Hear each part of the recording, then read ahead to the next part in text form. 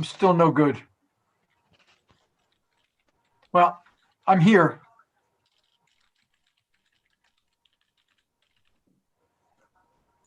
All right, I just updated your name again. I'm here, but I'm good to go. All right, thank you. Yeah, Mr. Skirlo, I don't know. It says you should have video. I mean, what I'm seeing, there's a button for me to stop and video. I'm not off my video. It's strange. Okay, well, we will get started. You are here. All right, good evening, everyone. We will reconvene the Tuesday, February 16th, 2021 Walt Township Board of Education meeting. Mr. Smythe, roll call, please. Mr. Gartz, Mr. Hall, Here. Ms. Hodnett, Here. Krupa, I am here. Mr. Nasser, Here. Mr. Sanfilippo, Here. Ms. Stites, Mr. Wondrak,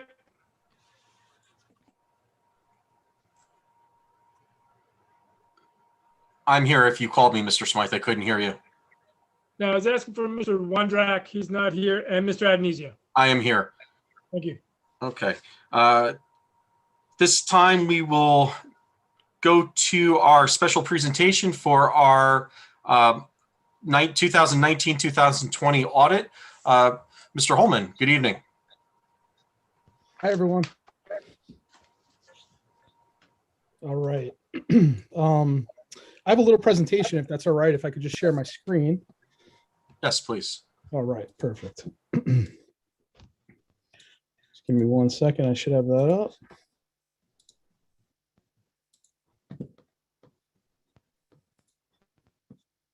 All right. Everybody can see that? Good. Okay. Okay, so just to introduce myself, my name is Matt Holman. I was the engagement partner on the audit this year, the 2019-2020 audit. My engagement manager on the team was Kim Kelly. She is not here tonight, but we did get a chance to present to the finance committee about a week back, maybe 2 weeks back. So we had done a pretty lengthy presentation on the audit already. It is a rather lengthy document, and this is meant for you to be able to see the document. I do believe it's on the website. If there are any questions, I will field them afterwards. Otherwise, I'm just going to kind of go through the document, and if anybody has any questions, feel free to jump in at that point. All right, so the first and foremost, the thing I like to present first here is our independent auditor's report. Okay, and this is really the most important piece of our audit. We performed the audit. Again, we started about September this year, and due to the COVID restrictions that we were facing, plus waiting on some numbers from the state, the audit this year took a little bit longer than normal, but we were able to complete it. You can see that, as I said before, we were able to present to the finance committee by I think it was on February. It was right at the end of January, actually, when we presented then. The delays, unfortunate from the state, were really caused because of waiting for certain numbers that we needed to be included in the notes section. And we were able to meet the deadline, though, for the requirements for filing on time. So first and foremost, I would like to thank the finance office for their cooperation. We put them through a lot of testing.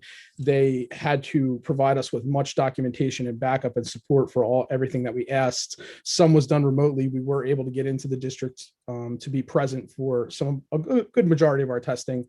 So I would say it's about 50-50 of remote testing that we did this year and being present.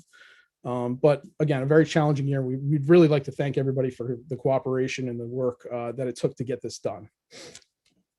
Okay, with that being said, the independent auditor's report, as you can see up on the screen, this is really the most important piece that we're giving the district here, okay? And this is your report, your independent auditor's report, okay? And I'm happy to announce that this is the best report that can be given for the school district. This is an unmodified opinion. You'll see this on pages 15 through 17.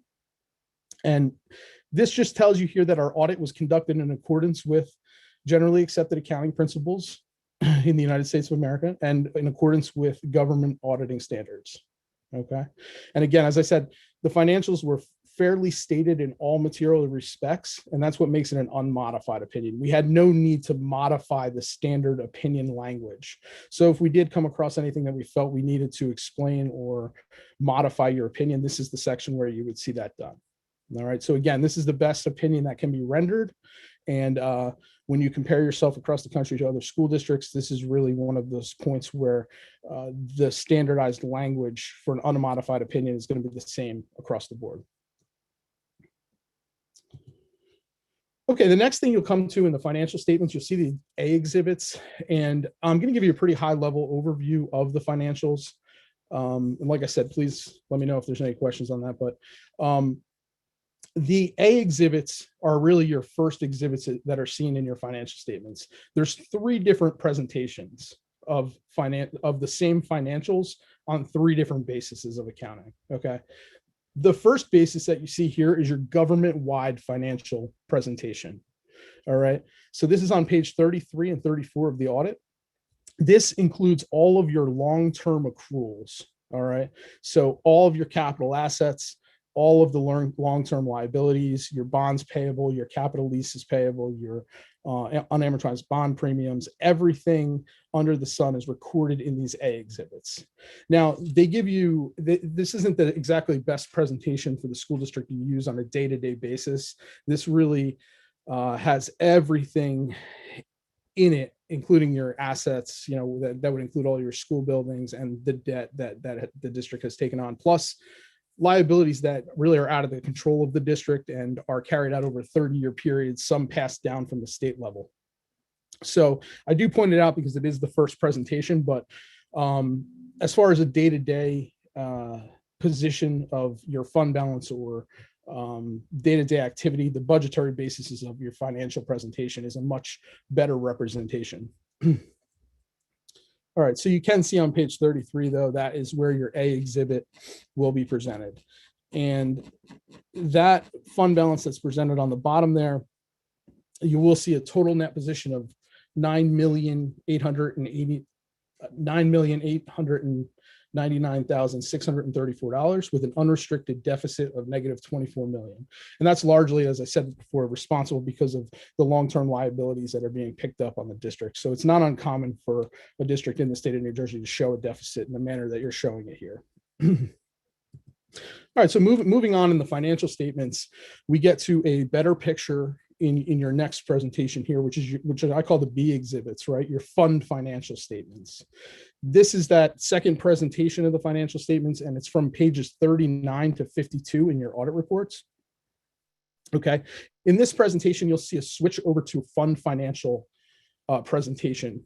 What it does is we remove the long-term accruals, and it really only presents what's due to and from within a 1-year period. Okay, this still isn't a perfect presentation because we're adjusting for the 2 final state aid payments that the district does not receive until July of the next year. And that actually will have to come out of our fund balance, and it's not shown as a receivable in your fund financial statements. But I will point to this presentation on the B exhibit, and especially on page 39, to say this is a truer picture of where the district is on a day-to-day basis. Really because those long-term accruals are out of this presentation. All right, so then you'll also see the next slide I have here. You can see your revenues and expenditures on that fund financial basis is actually presented on page 40 of the audit. And you can see here that the district under the fund financial method ended with fund balance of $11,573,996 for the 2020 year. This is a nice little presentation. It shows your revenues versus your expenditures, your 2020 presentation versus your 2019 presentation. And you can see how you came to that ending fund balance of $11.5 million.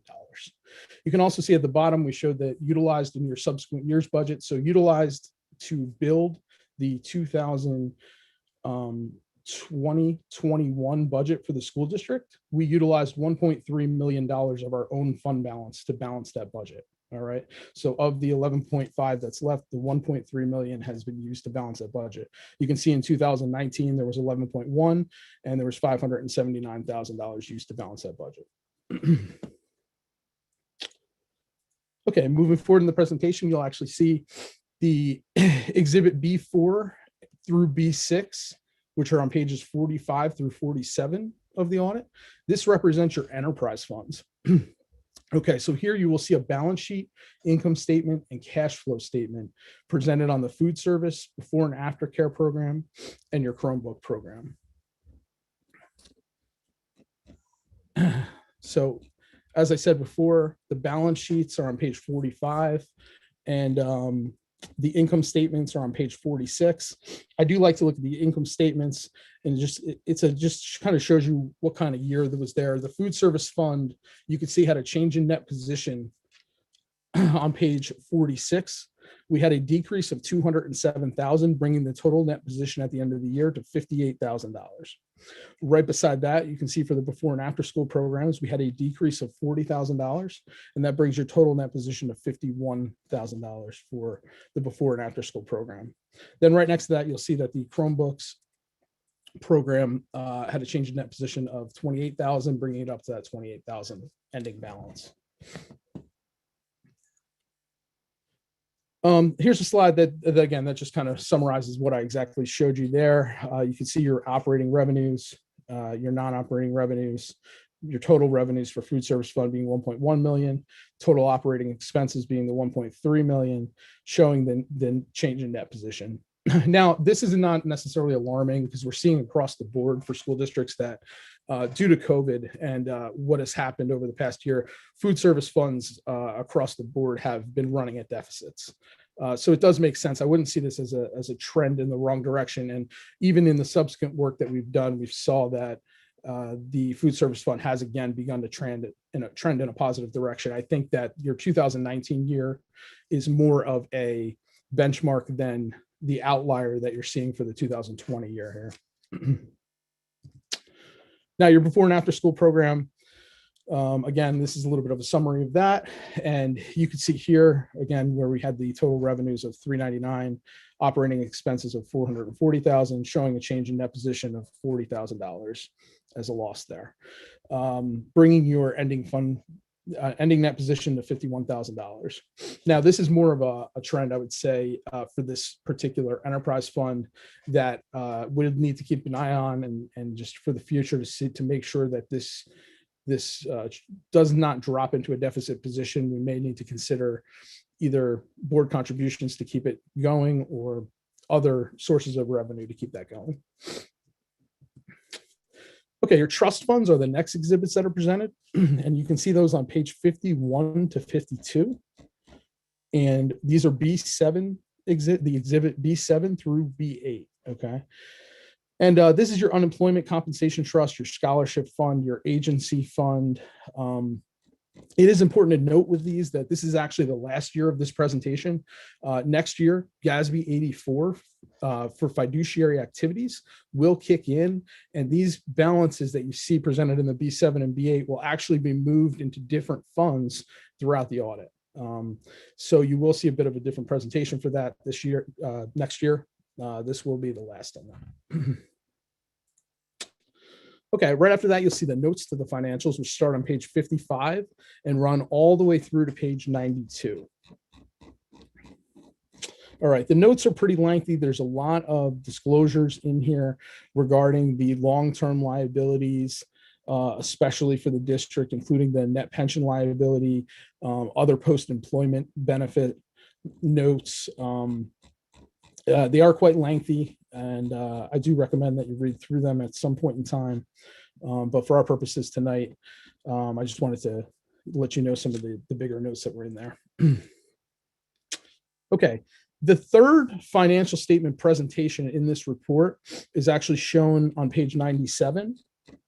And I do like to bring this presentation up specifically because this is your budgetary basis financials. And like I said about the other financial statements that are presented here, they don't really give you a good day-to-day presentation. So when the district builds its budget and it's following that budget on a day-to-day basis throughout the year, this is really the presentation financially that makes the most sense when you try and compare how is the district actually doing day-to-day versus the budget that is passed and built. Okay, so in that, I will also show you that on page 97 starts exhibit C1. Okay, that C1 exhibit is really what I feel is probably the most important financial statement piece that you'll look at within this audit report. All right, so the revenue section, you can see that starts on page 97 there, will be your budgeted revenues versus your actual revenues for the 2019-20 year. All right, that is presented on page 97. And then at the bottom of 97, you can actually see that the current expenses start. So it's your budgeted expenditures versus your actual expenditures for the year. This runs all the way down through to page 105. All right, and on page 105, you can see that there was a slight increase overall from the prior year. So in essence, with the budgetary fund balance of the general fund of the school district went up $11,569 from the prior year. Okay, so we went from a fund balance of $11,969,122 to a fund balance of $11,980,691 as of June 30th of 2020. All right, so very stable year that way, and a very slight increase. So the other part that I would guide you to here is on the bottom, page 105. This is where we show the recapitulation of the fund balance. Okay, so this presents exactly, we ended up with $11,980,691 in total left in fund balance at the end of the year. So how is that divvied up? This is the roadmap that shows you exactly how that's divvied up. So you have a capital reserve that has been approved for future capital expenditures of $5,183,120. You have a maintenance reserve for future maintenance expenditures that may be required of $1,137,452. You have an emergency reserve set aside for $767,950. There are year-end encumbrances that have been encumbered at the end of 2020, but will actually be purchase orders that are rolled into the 2021 budget. That number represents $1,835,158. And then we have the assigned designated for subsequent years expenditures, and this will be utilized to balance your 2020-21 budget. This is the amount of money that the district is kicking in of their own fund balance. That amounts to $1,326,536. That leaves an unassigned fund balance of $1,730,475. All right, and as I said, this is really the best presentation that shows you the actual day-to-day activity for the district. All right, then one other presentation that I kind of like to show here, excess surplus calculation. You can see how exactly we came down to a balance of $1,730,475. $1,730,475. You can see that you had total expenditures of $71 million. You're allowed to retain 2% of those expenditures, which in this case was about 1.4 million. There's also an allowable adjustment for certain state aid items that were not able to be budgeted. So we had an additional $297,000, and that gives you your unassigned maximum amount that the district can retain of $1,730,475.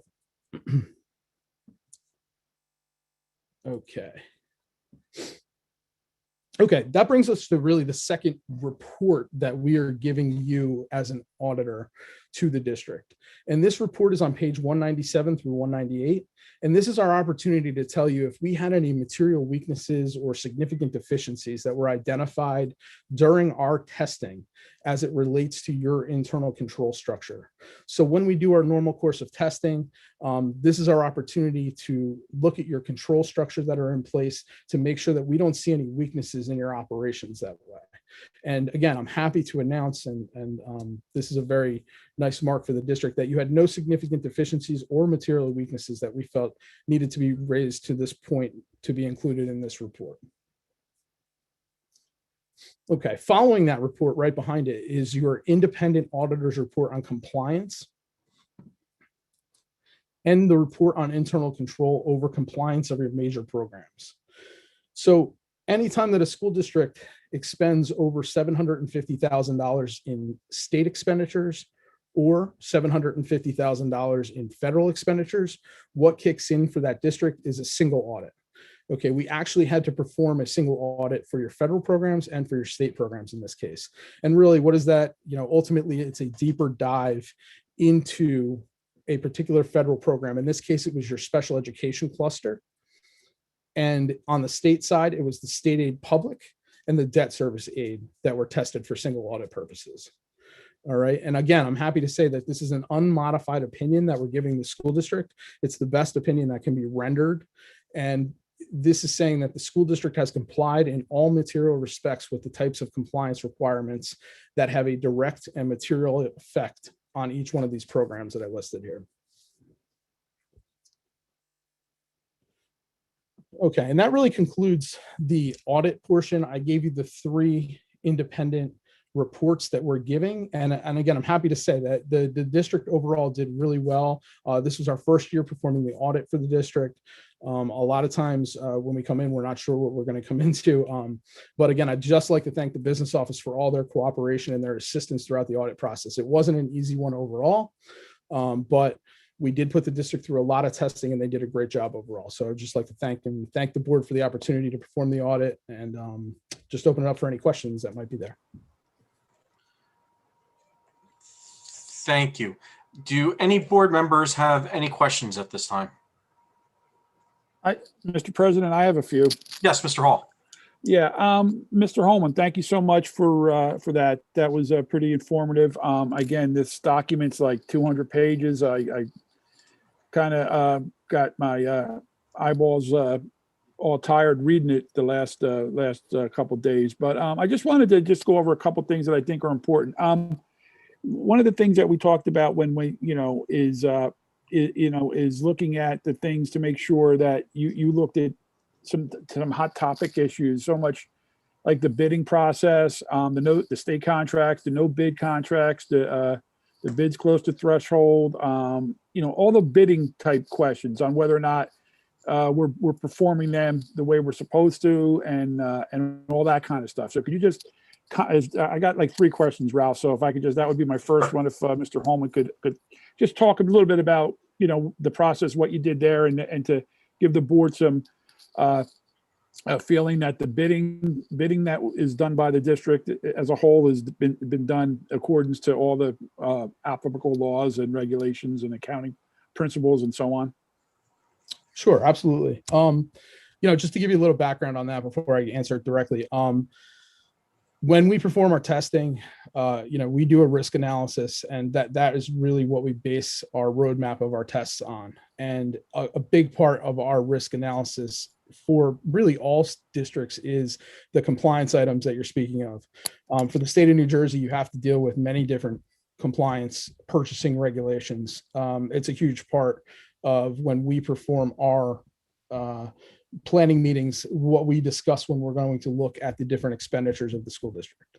That being said, like all items that we test, we do it on a sample basis. We're not here to test every single item that the district has. With that being said, we absolutely did perform sample-based compliance tests on your bid process, and many different items surrounding the bid process, whether it be quotes, obtaining the proper signatures required, going out for bids on certain items, whether it be the state contract purchases that are made, a laundry list of different compliance items that the district has to adhere to. And again, I'm happy to say that the district really did a great job with that. They passed with flying colors on everything that we selected. Good, thank you. Okay, the second one was I spent a lot of time looking at these things, and again, I think that I'm pretty savvy with business, and not in my line of work, but even I just get my eyeballs start to hurt just looking at all the different things. And you look here and you're trying to tie numbers together, and what it says on one page, and you try to find in another that doesn't always seem to match up because of the way you guys do the accounting on it and stuff. But I guess I just want to make sure that Exhibit 3C that you were talking about, it seems to be the one that the layperson should be able to go to and get a feel for, that would be the easiest one for people to understand and to kind of get a good feel about where the district money's coming from, where the district money's going. All those numbers are there to kind of, each of them it's just the best place to go if you're, I'm just trying to give the public a place to go to if they're, instead of looking at 200 pages. Yeah. Would you Yeah. agree? I 100% agree with that. And that's kind of what I try and get across. I do want everybody to realize that there are 3 separate presentations, which it really doesn't make anybody's life easy. It is a Right. lengthy report. There's a lot of information, but I really like the C1 exhibit because specifically you pass a budget and you're living by that budget for the year, right? And this is where you can see exactly how you did on a day-to-day basis against that budget. So when you come down to the end of the year, you can see exactly how the district performed when given the budget to do that. Gotcha. And then my third question is, I know you've mentioned it a few times, but when you went into the district as best you could from the COVID situation and the documents, you received no pushback, no issues at all with getting any of the documents you needed, any of the reports you needed, any of the everything was accessible, easy to get. You got it on time. You got what you needed. If you needed follow-up, it was given. There was no issues with that. It was a situation where you came in and did your job, and no one here on the board had any influence or anything. You come in, you audited, what you did is what you did, and this is what we got. Right. And honestly, I must say, we do approximately, I'll say 40 school districts throughout the state, right?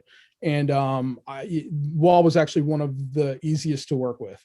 We were able to actually come on site, which I can't say that for everybody. That did help tremendously in getting, and we felt safe doing that, I should say. Everybody adhered to all the regulations that we needed to adhere to, but that did help us get through everything. And any questions that we did have, we were able to talk through in person, which did help.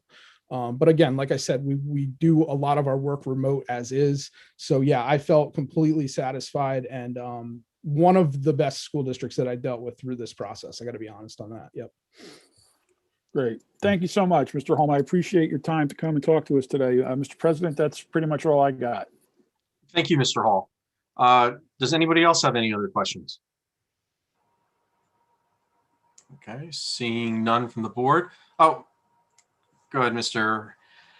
Nazar.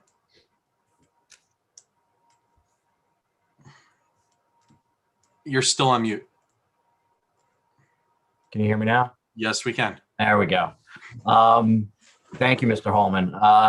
When you're coming into a school district for the first time and running through kind of blind, what degree of scrutiny do you carry into it as opposed to a district that you may have done year over year? So you're a little bit more familiar. Would you say there's a higher degree of scrutiny that goes into it, or is it kind of just, not that you're carrying less scrutiny year over year, but you're kind of going in blind? What does your process look like? Yeah, I mean, that's a good question. I will say, first and foremost, we operate under a certain level of professional skepticism is what we call it.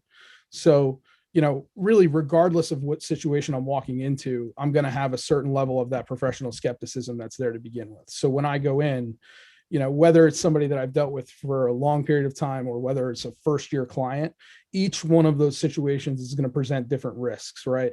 So the most important piece of our audit when we design it is the risk assessment that's performed. And when we perform that risk assessment, we're given a limited amount of resources, and we have to pick out what are the riskiest areas that we're going to address.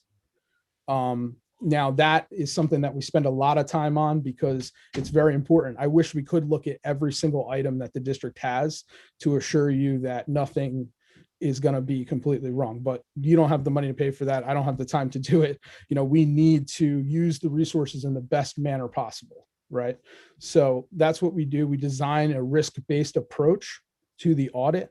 And I think what you'll see, though, that's a little bit different for a first-year client than what I would say somebody that I've been dealing with for a while is there's certain steps that we do perform as part of the audit that are required steps for a first-year client that are really not related to the risk assessment per se, but just going through and understanding the prior year balances, speaking with the prior auditor, those type of things to make sure that there's no reputational problems that we may run into that would cause us to have additional risks in different areas.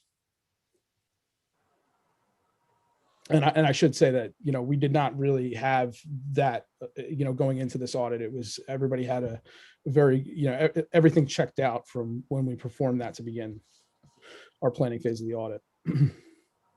Thank you. And thank you for the presentation. It's much appreciated. Any other board members? Okay, seeing none. Mr. Holman, just hang tight. Dr. Handerhan, did you want to talk about the next things in our special presentations? Absolutely. It is a very special presentation. It is truly a tribute to our Educators of the Year. And I want to thank Mr. Seth Hewitt. He did an amazing job in the production. He's one of our TV media teachers at the high school. And he did a terrific job. I'd like to thank Ms. Kim Keeter for much of the organization that she took care of. And all of our principals that had their hand. I don't know, after seeing the video that we're about to present, I would, they rival, the 11 o'clock news each night. So I invite you to view our special presentation. And I'll get back to this a little later, but this is such a wonderful honor to be bestowed on the recipients this evening. A heartfelt congratulations. So Mr. Clayton, I think we're ready for the cue.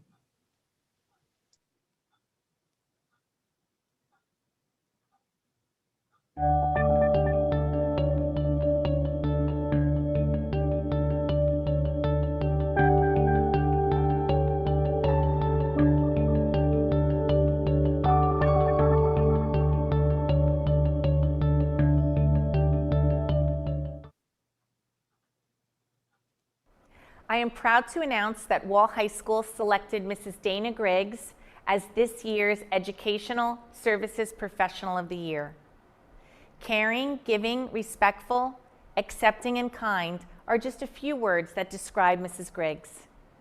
Because of her outstanding character, combined with her commitment to supporting her students in her role as school counselor, she has been chosen to be the Educational Services Professional of the Year for a second time. She has been a member of the Wall Township Guidance Team for 20 years, serving students at both Wall Intermediate School and currently at Wall High School. She has built a positive reputation among the students, parents, administration, and our staff. Although she is organized, attentive to deadlines, and caring, she was chosen as this year's Educational Service Professional because of her amazing rapport and relationships with our students and their parents. Congratulations to Mrs. Griggs, Wall High School Educational Service Professional of the Year.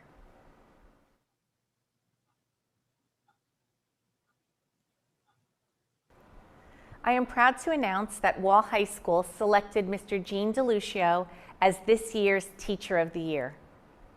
Mr. DeLucio is respected by students, parents, colleagues, and the high school administration. He is a highly effective teacher who is a valued resource for students and department members for the past 13 years. Throughout his tenure at Wall High School, Mr. DeLucio has taught multiple levels of mathematics, as well as serving as head coach for the boys and girls tennis teams and assistant coach for the girls basketball team. Mr. DeLucio fosters independence and a love of learning with all levels of students. Through his dedication, kindness, and knowledge of his content area, he helps each student grow more confident every day. He is a teacher leader, a child advocate, and a trusted colleague. Congratulations, Mr. DeLucio, Wall High School's Teacher of the Year.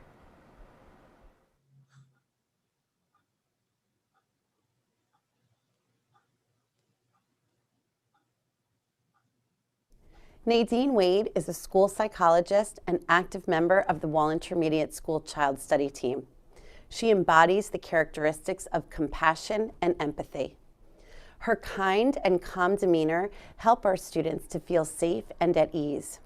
She helps them set goals and reach their potential in productive, positive ways. Nadine works tirelessly for our most needy students. In addition to being our school psychologist, Nadine serves as our McKinney-Vento liaison and frequently organizes and supplies fundraising events to assist and advocate for our homeless families. She is thoughtful and selfless and is well deserving of this honor. We are so happy to announce her as this year's Governor's Educational Professional of the Year. Congratulations, Nadine.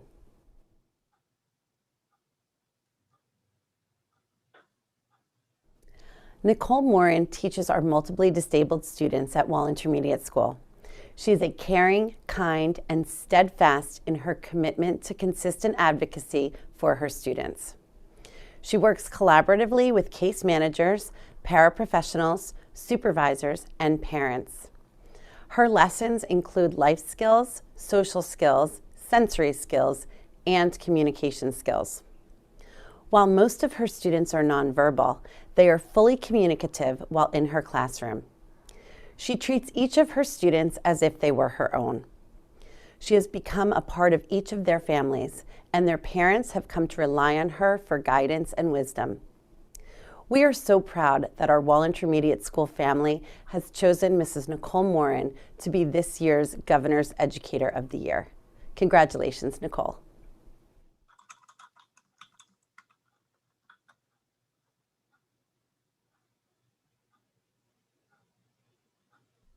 I would like to introduce Wall Primary School's Educator of the Year, Mrs. Alicia Crosby.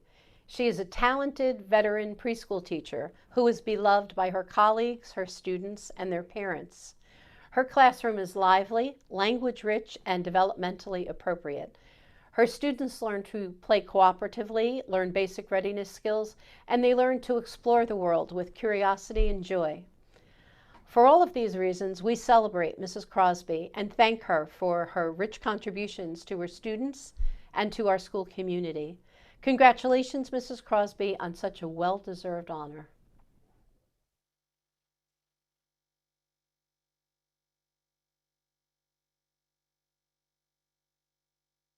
Mrs. Patron has served as an instructional paraprofessional for the past 13 years.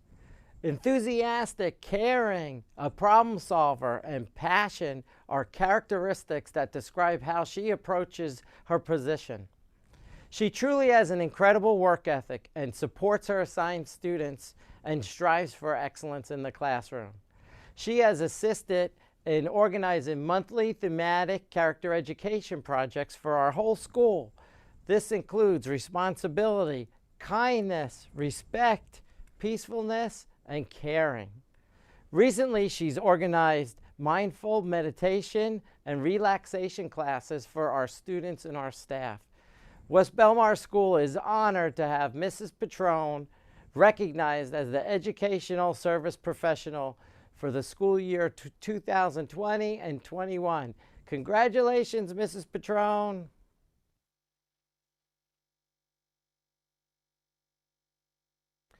Ms. Marinau has been a 5th grade teacher at West Belmar School since 2008. I've had the distinct pleasure of observing her grow into a dynamic educator who consistently has her students at the forefront of her unwavering and tireless work. Ms. Marinau is a proven leader. She's at the helm of her grade level. She has led the district's 5th grade teachers who have been utilizing the Lucy Calkins Readers Writers Workshop within her classroom, as well as being one of the pilot classrooms. She is truly deserving of this recognition. West Belmar is proud to have Miss Marinaro as the Teacher of the Year for 2020-21 school year. Congratulations, Miss Marinaro!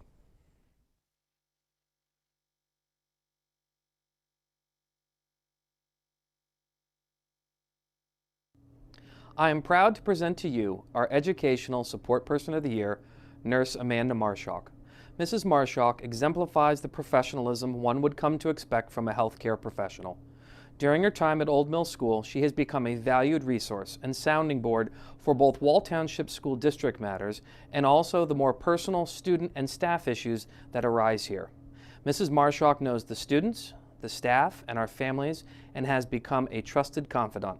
She is able to provide sound medical advice, develop crisis intervention plans, and can stay calm under stressful times. She is reliable, trustworthy, and most important, uses common sense thinking. The school is fortunate to have a nurse of this caliber, and especially during these times of COVID-19. Congratulations and thank you, Nurse Amanda Marshock.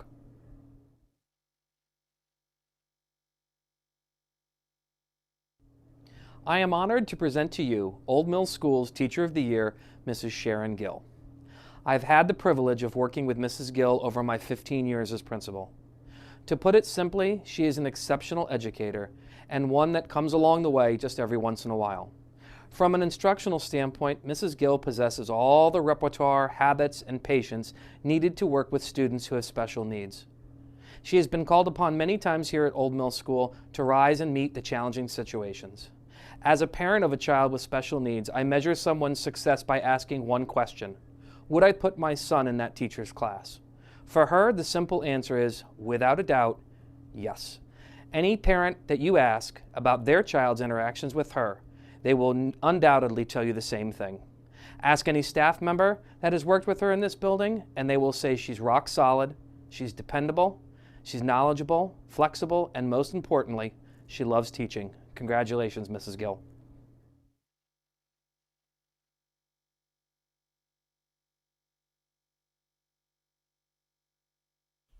Betsy Rushnock has been an instructional paraprofessional for 15 years. Her dedication and love for her students is evident every day. She's extremely dedicated to the profession and is always willing to go the extra mile for her students. She works really hard to create an optimal learning environment for all the students that she interacts with. She utilizes a variety of strategies which reinforce positive student behavior. She connects with children and they know how much she cares for them. Mrs. Rushnock provides effective support to enhance student success. She is devoted to our students' learning and their happiness. We are fortunate to have Betsy Rushnock at Central School.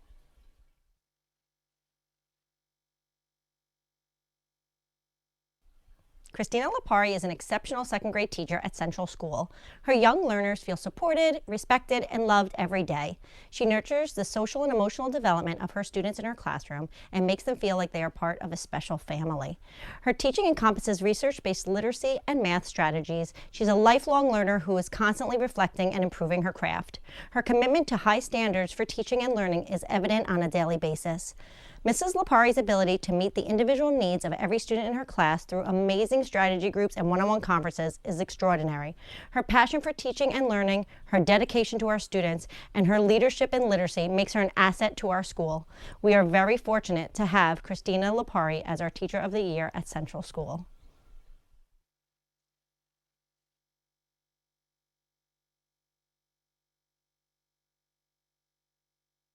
Jill Brewer has been a paraprofessional at Allenwood for 26 years.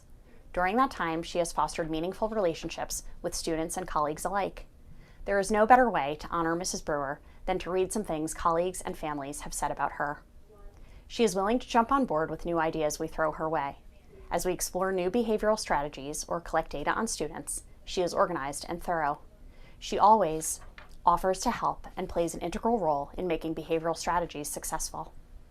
Her relationship with the students is always kind, genuine, and supportive. She ensures my child's safety throughout the day. Her rapport with the children is remarkable, and she is sensitive to the needs of each individual. Mrs. Brewer is flexible and patient.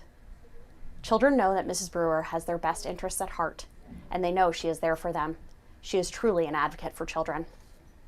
She sees what needs to be done and carries out any role that is needed. Jill is on top of making us feel loved and appreciated.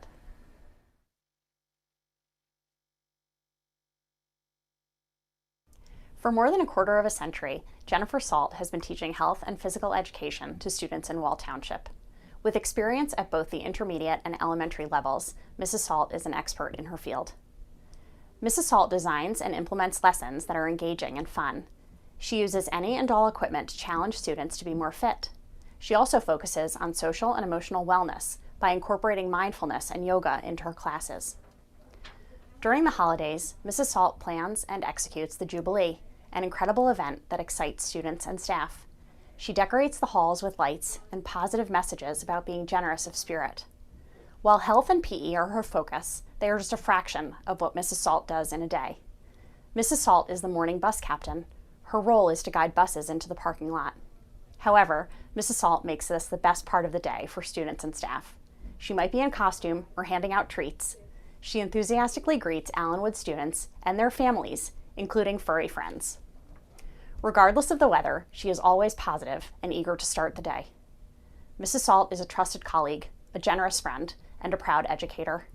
While focusing on fitness could have been her penultimate goal, Mrs. Salt's improvement of all aspects of people's lives is her legacy.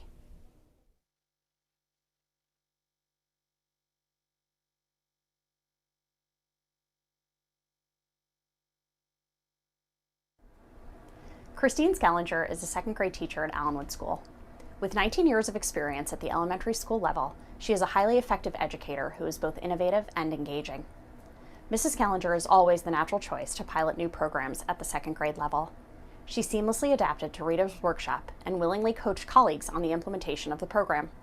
Her students are independently reading and jotting notes throughout the daily workshop. Mrs. Skellinger has an amazing ability to reach all students by connecting with them on a personal level and adjusting instruction to meet their needs. Mrs. Skellinger comes to INRS meetings with information about interventions she's already done in the classroom. She holds herself, her students, and her colleagues to high standards. A lifelong educator, Mrs. Skellinger serves on the Board of Education in her hometown. She received the most votes and works passionately for the students and their teachers. Her experience in the classroom helps guide her policy recommendations. Christine Skellinger epitomizes quality education. She is an exemplary teacher and a willing learner.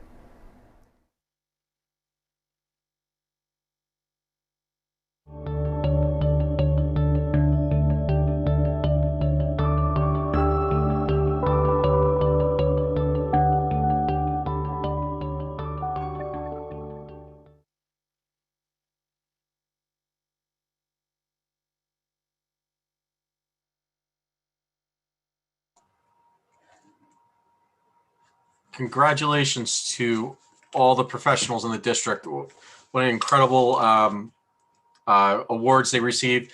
Thank you to Dr. Handerhand, who this year stepped it up a notch by getting those little apples to each of the recipients, which is a nice little touch, thanking them for their hard work and dedication to our students. We have so many incredible staff members in this district that we are very fortunate. And even during these tough times of COVID and distance learning and everything that everybody's been going through, they've continued to excel and excite students to love education and really want to learn. So congratulations to all of them. It's a testament to what we have. Dr. Hanrahan, did you have anything else on that? I will in my report. Okay. All right. Okay. So with that, we will now go to public comment on the presentations that we just had. Please state your name for the record. Betsy Cross. We get to talk 5 minutes on each of those presentations. Ms. Cross, we can't hear you. Can you hear me? Yeah, it sounds like you're far away. Let me just turn this up.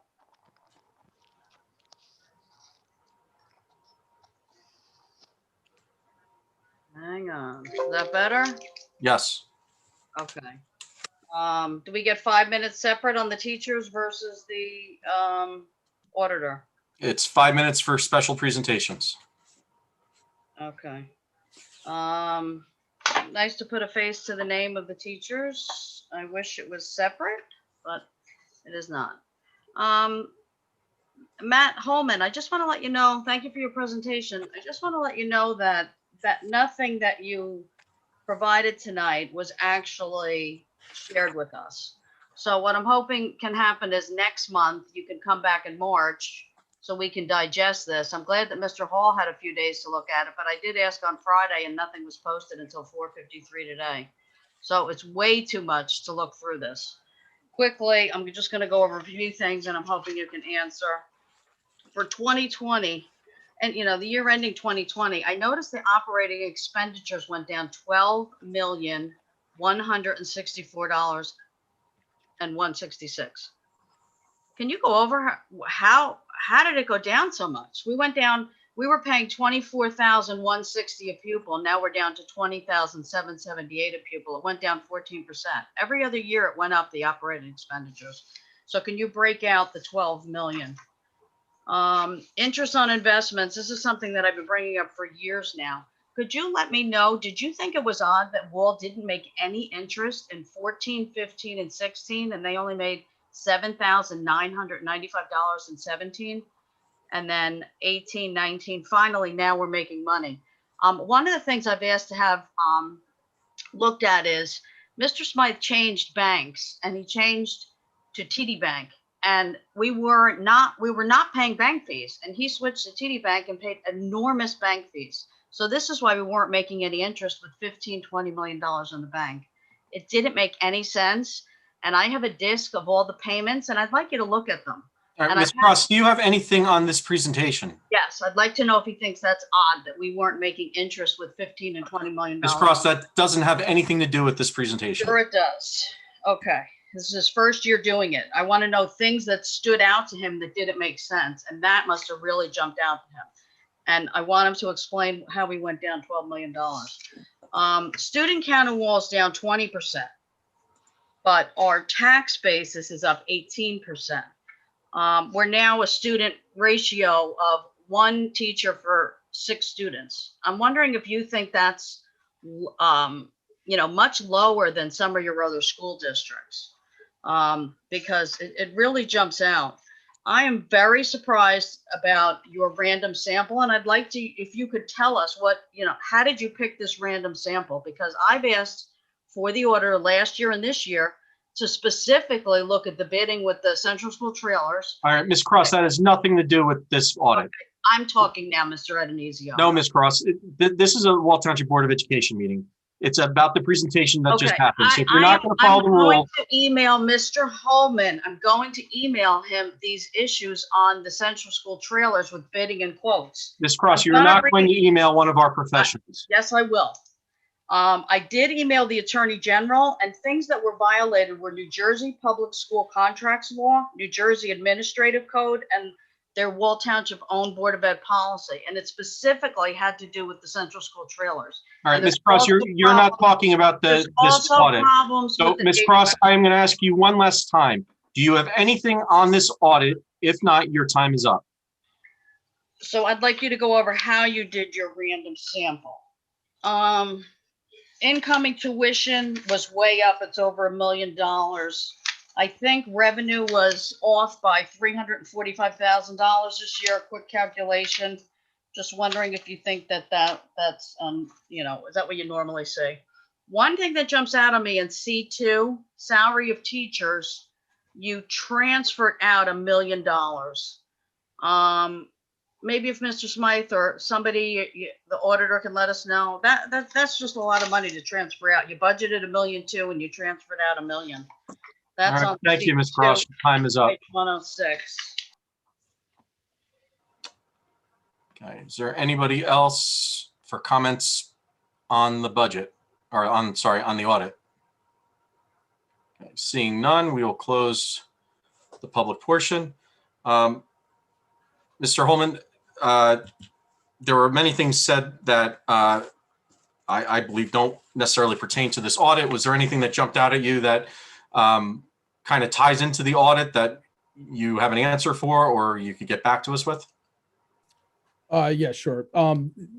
Just first and foremost, just to be clear with this, the audit report is presented as a whole. The part that we're doing when we're conducting the audit really has to do with the opinions that we're offering. Okay, so the numbers and the analytics that are brought up in those commentaries really are designated questions that would have to go to the business office. That's not something we would address, and it's not our report. So it is the business office's report. Pertaining to the actual audit opinions, you can clearly see them. They were presented in the presentation. They were presented as unmodified opinions. And we perform our testing like we do for every district. And as I explained pretty thoroughly when the board had asked the question about the risk-based approach, that is the approach that we use throughout the audit. Thank you. Any other board members, any questions, comments? No, seeing none. All right, Mr. Holman, thank you so much for all your hard work. We certainly appreciate it. We know when we first met, we tasked you with the job to come in and look hard, and certainly we believe you did. So thank you, and congratulations, Mr. Smythe, on a clean bill of health for the district. It's much appreciated. With that, if you have anything else, Mr. Holman, you're welcome to leave. All right, thank you. Just once more, thank you very much. A very difficult year, and you did a great job with everything provided to us. So very, very much appreciate it. And everybody have a great night and stay safe. Thank you. You too. Okay. All right. Number 8, our student rep report. Ms. Sergio, good evening. Maybe there. There you are. Good evening. Good evening. How are you? Good, thank you. Would you like to do the introductions? I'm sorry, I didn't hear you. Oh, would you like to introduce our student rep this evening? Oh, thank you, Mr. Adonisio. Yes. I'd like to introduce Isabel Casillas, who will be giving our Board of Education representative report tonight. Thank you, Izzy. Thank you, Dr. Handerham, Mr. Adonisio, and the Board of Education. I hope you all are doing well and staying safe during the many recent winter storms we have had. I would like to take a minute to congratulate all of the district's teachers and educational professionals of the year on their recognition tonight. And as a student, I have had personal experiences with many of these professionals, and I can attest firsthand that the teachers and staff of Wall Township are top-notch. Congratulations, and thank you for all you do for the students of Wall Township. The high school is currently exploring an option to allow students to select a new learning plan for marking period 3. On February 8th, Ms. Sergio sent out an email to students and parents regarding each option. The all virtual and hybrid options will remain, but an in-person 5-day-a-week option has been offered. There has been a significant increase in the number of students who have chosen to go all virtual, and so the 5-day-a-week plan may fill the empty seats in our socially distanced classrooms. The target date for implementing this third option is March 1st. If families commit to go 5 days a week, they may transition to the hybrid schedule or all virtual learning with a written notice to Ms. Sergio within 10 school days during the marking period. As for hybrid learners, they may only transition to all virtual learning with the same notification guidelines. And those who commit to all virtual will remain virtual for the marking period. All students are required to report to their classes aligned with the option that they have chosen. Students must make a commitment to the option they have selected and physically come to school on the assigned days so our teachers can plan lessons effectively. If the 5-day plan cannot be safely implemented, families will be contacted to select one of the 2 options we already have. As a senior, I was more than thrilled to have this opportunity to go into school every day. It is a step closer to being back to normal, which is what we all hope for. A great amount of students are already interested in this option and have high hopes of finishing the year together. Since returning to athletics, our teams have been adjusting well to the new guidelines and rules of the games. Athletes must wear their masks and remain socially distanced when traveling, as well as on the benches during basketball. When high-intensity activity begins, athletes may remove their masks while staying socially distanced as much as possible. Recently, our spectator guidelines have been updated, and we can now have 2 parents or guardians per player come to the gym to watch live. So far, we have had great success with these rules and are looking forward to finishing the season strong. Thank you for the opportunity for me to provide my monthly report. I hope everyone has a great rest of their week. Thank you so much for your report. Does anybody have any questions, comments? No, seeing none. Thank you again for joining us this month, and you're more than free to go study. Have a good night. Thank you, Ms. Sergio. Thank you, Mr. Adenizio. All right, we will now move on to President's Report.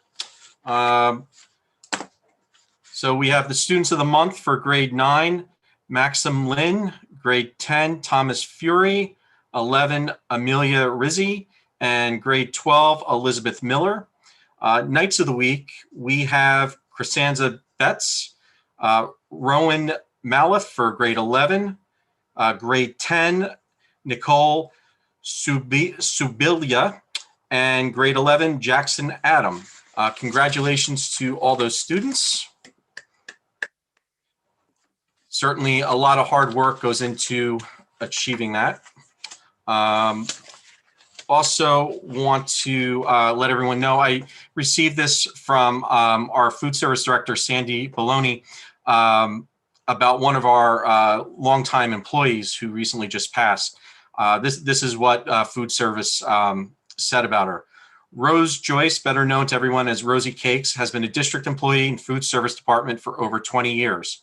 She was loved not only by her coworkers, but by students, teachers, and administration as well. She was well known for her soups, but more than that, Rosie Cakes was known to all for her baking skills. She provided the district with many confectionery sweets. She was creative, kind, and always had a smile for everyone. Often people say that someone is one of a kind, but the only person that I can truly say that about is Rose. She will be missed by all the food service department and will not be the same without her there with them. She will forever be in their memories. So we want to send out our condolences to her family and certainly her colleagues that sing her praise. So sad when we lose people. I also I just wanted to comment on the presentation that Dr. Handerhan put together for our teachers. It was TV quality. Thank you to all the principals for their participating in it. And, as our technology gets better, we certainly will be doing more things like that, but hopefully we'll be able to do it in person sooner than later. With that, Dr. Handerhan, superintendent updates. You're on mute.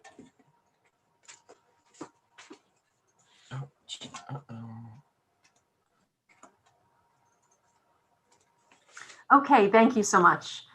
As always, thank you, Isabel and Ms. Sergio, for joining us this evening, and congratulations to our students of the month and Knights of the Week. I would like to revisit our special presentation and once again thank Mr. Seth Hewitt, Ms. Kim Keeter, and the principals for all of their efforts in creating a very special presentation. It is my privilege to congratulate each and every recipient. Being recognized for excellence in this profession is such a wonderful professional honor. Recipients, I would like to thank you for all that you do each and every day for the children and young adults of Wall Township. Philosopher and educational reformer John Dewey once said, "Education is not preparation for life. Education is life itself." Education is life itself. Such powerful stuff. Such an awesome responsibility. Thank you for recognizing this and for always giving your all. Thank you so much. It is time to start welcoming members of the class of 2034. Yes, 2034. It's time for Kindergarten Roundup. This year, registration will begin online. If you or someone you know needs to register their soon-to-be kindergartner, please visit the district's website for details. In my letter home to Wall families last week, I shared that in-person attendance was not strong in the high school, as more students are electing to participate virtually. As Isabel mentioned, In an effort to accommodate learners preferring 5 days of in-person instruction per week, a survey was sent out by high school administration. It was reported to me that the number of survey responses was outstanding, and the high school administration is busy reviewing the results to see if they are able to accommodate the students wishing to come to school 5 days per week. High school administration, thank you for all of your work on this. I would like to remind everyone that the district's weekly COVID-19 health data is available on the district's website under the COVID-19 homepage tab. This tab is updated on Friday mornings. Wall Township Public Schools community, stay warm, stay healthy, everyone. Mr. Adnesio, back to you. Thank you, Dr. Handerhan. We will now move on to Board of Education updates. Mr. Scarillo, good evening. Yes, good evening, Mr. President. I apologize that I can't seem to get my video to works, but I am here listening to Board of Education meetings. So I'd like to provide a brief update with respect to the trailer audit. There are 3 things I'd like to say. First is that we reviewed approximately 9,000 pages of documents. Our documents list that will be a part of our report is now 47 pages long. I do not expect it will get any longer. We have completed over 30 interviews. We have the last group of interviews beginning this week. We have several people who have not responded to us, but we are approaching our last group of interviews this week. And we have begun our outline of the report. And clearly by the next board meeting, I will have a schedule as to when you can expect the report to be done. So I'm pleased to say we're getting to the end of this whole project. Great. Thank you. Thank you, Mr. Scarillo, for your hard work on this. I know 9,000 pages is a lot to look at. Certainly. Yes, sir. Yes, Yes. sir. Okay. We will now move on to committee reports. Policy committee. That's who was that? Mr. Krupa? Is that you? Policy? No. Who am I? Who is it? Oh, you're on mute. Joe Hall. Oh, I'm sorry, Mr. Hall. Thanks, Ralph. I'm sorry. That's all right. So we met on February 3rd, and Dr. Hanrahan and some board members went over 3 policies that she wanted to bring to the board this evening. Policy 7450, the property inventory. Again, this is a mandated change that comes about from the Department of Education about how they change the definitions of what is equipment and what is supplies. It requires the district to use the Department of Education chart of accounts when recording property. It eliminates some references to some outdated administrative code. It will bring us into line with the uniform minimum chart of accounts. So there was some discussion about it in the group, and we went through it, and Brian explained how what was inventory and what was equipment, and how what the value had to be over $2,000, and it was things as simple as vehicles, furniture, the buildings themselves, even a blacktop that you drive on. So again, it was a mandated change that just changed how you registered them in your accounting systems. Policy 8420, emergency and crisis situation.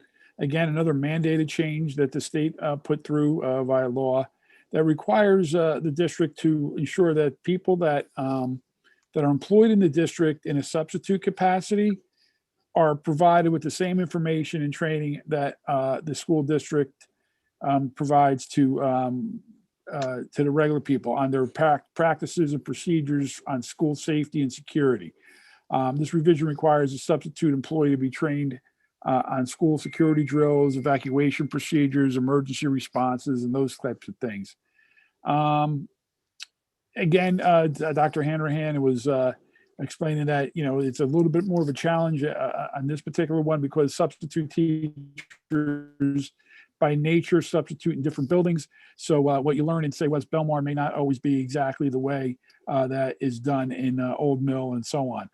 Each of them have, slightly different processes because of the actual physical building itself. And then the last policy tonight that we're looking to look at is policy 8561, the procurement procedure for school nutrition. Again, another mandated one by the Department of Agriculture, U.S. Department of Agriculture, basically on how we buy the food that the kids eat. The policy lays out formal requirements under the federal funds procurement method selection chart. Supplies and services below certain thresholds need not go through the competitive bid quote if the price is reasonable in accordance with state law. We had some basic questions about what that meant, and again, one of the things, and I guess I could ask Tracy to talk about, but it might be for micro purchases for small items that we're buying, almost like if we were going to buy pizza or something for an event or something. The idea was that as long as you didn't buy pizza from the same pizza store every time, and you spread it around different ones in town, that would be sufficient. So again, it's a mandated policy by the Department of Agriculture, and it's really just about how we go about keeping track of the purchases and how you put them into your accounting method is really what that was all about. So again, all three were mandated by either law or guidance from a governmental agency. So, Doctor, you have anything that I might have missed there? Great job. I just want to add a little item, and this is regarding policy 8561, procurement procedures for school nutrition programs. Under 6, I'll read it aloud. If it's on page 7 of 17, item 6. If any potential vendor is in doubt as to the true meaning of specifications or purchase conditions, questions may be sent to the school business administrator, board secretary. The school business administrator, board secretary, or designee's response will be provided in writing to all potential bidders within blank days.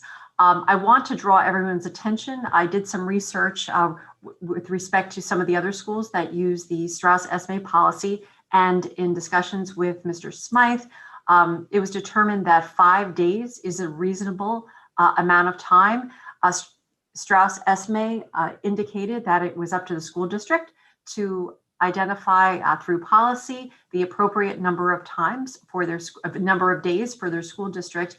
And it is my recommendation that we look to 5 days. So I would like to move forward with 5 days in that particular area on this first reading. Okay. Thank you. Sounds good. Thank you, Mr. Hall. Thank you, Dr. Handerhan. We will now move on to personnel. Mr. Sanfilippo. Okay, thanks, Ralph. Pretty simple, couple different things. We've been looking at the organizational chart that started with, the creation of our, assistant superintendent. And then that continues in terms of ways to fine tune and set up that chart to better manage the district, and has talked about different ways that we might be able to set that up. And then the other portion of it were the elementary school technology coordinators. We appreciate their patience. It took a little while to get to that sidebar. They've been working on this all year for us.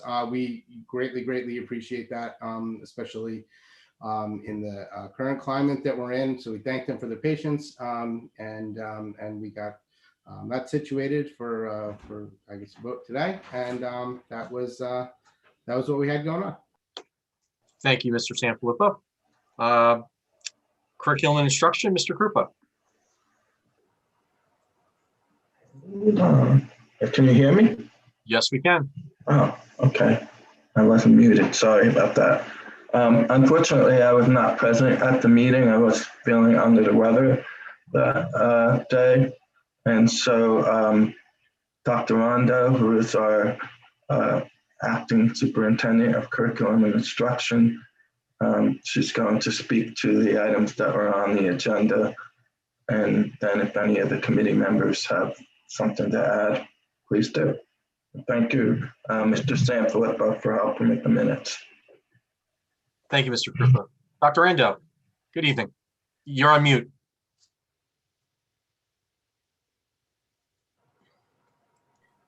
Thank you for having me here this evening. When I came to Wall Township, I was approached by many of the school administrators and supervisors about ways we can find to be able to assess students and provide support for them in their learning. It was brought to my attention that iReady was a tool that was already purchased in the district for kindergarten and grade 1. With that in mind, we were looking to see what we can do with this software so we can use it as a diagnostic tool and also an instructional tool for students. It does have that additional component which we did not have in the district for our kindergarten and grade 1 students. As a result, one of our supervisors, Kathy Brennan, and the elementary and middle school principals met with me, and we discussed what we can do to expand this experience to all of our K through 8 students in reading, language arts, and math. As a result, we met with the company. We were able to receive free of charge for the remainder of the school year, a pilot where all our teachers who teach reading and language arts and math be trained twice. One they already did, which was how do you use this diagnostic tool? And then we administered the diagnostic tool. And now they're going to get a second free training on how do you use this tool once you receive the student results so that you can inform your instruction. What's good about this year's implementation of this pilot of iReady, that it not only provides a diagnostic tool for every student, but it also will tell the teachers how you can go about with this information and target instruction for individual student needs. What's good about this is that can help students with RTI, the IRNS process, and even identifying students for the gifted and talented programs. It is also very much aligned with the New Jersey state learning standards and assessments. So they have some indicators that will tell us if your student identifies as a particular level on a skill, how that skill is related to the state assessment and the state standards. That's especially important for teachers so they don't have to go around trying to figure out how to do it. It is handed to them. They also have a component of instruction, lesson plans, and resources so the teachers can directly identify what the need is and tell the students, go to this activity, go to this lesson, or the teacher could read the lesson and the teacher says, I am now going to teach this particular methodology because I have a group of students in my class who need help with this particular skill. This has been a long and waiting understanding of what all educators look for. It's been over 10 years, I would say, that we looked at many companies, at least I did in my previous districts. I have experience with this particular software. It's very successful. Long as we provide the training for our teachers, we're going to find that it's going to be giving us all a tremendous amount of information to help kids learn. It'll also help us with the gaps, the learning gaps that happened this year because of COVID. We will get to know, is there a consistency or there are some discrepancies in student learning, and we can address those needs early on now because it is live. You get those results immediately. We do not have to wait, as we have to wait with the state assessments, for 2 months or so to find out how the students are performing. So I'm pleased to see that we're working very diligently with this. I want to thank all the principals and the teachers who've gone through the training and Kathy Brennan who helped spearhead this. And I look forward to seeing how our students are going to perform. And I'll be able to give you an update on how we're doing throughout the school year. Thanks, Dr. Rando. I would like to fill in some other portions of the curriculum and instruction meeting that we participated in. The other agenda item spoke to the building level reopening plans. And in committee, I did refer and I shared with the board members that the plan for Wall Intermediate School, moving to altering the hybrid schedule to see each period, and also participate in synchronous instruction, meaning the students at home that are learning virtually on a particular day are attending class in real time. So the learning is in sync. Additionally, we spoke about Wall Township High School and really revisiting the reopening plan there. As our student representative, Izzy mentioned, and as I mentioned in my earlier report, there was a survey done at the high school, and we're very much looking forward to seeing the data to see if we can accommodate the 5 days of learning for students that wish to participate in live instruction for 5 days per week. Another item that we discussed was that of the strategic plan. It is a perennial item in the curriculum and instruction meetings because it's very important that we really take a temperature of where we are with the strategic plan.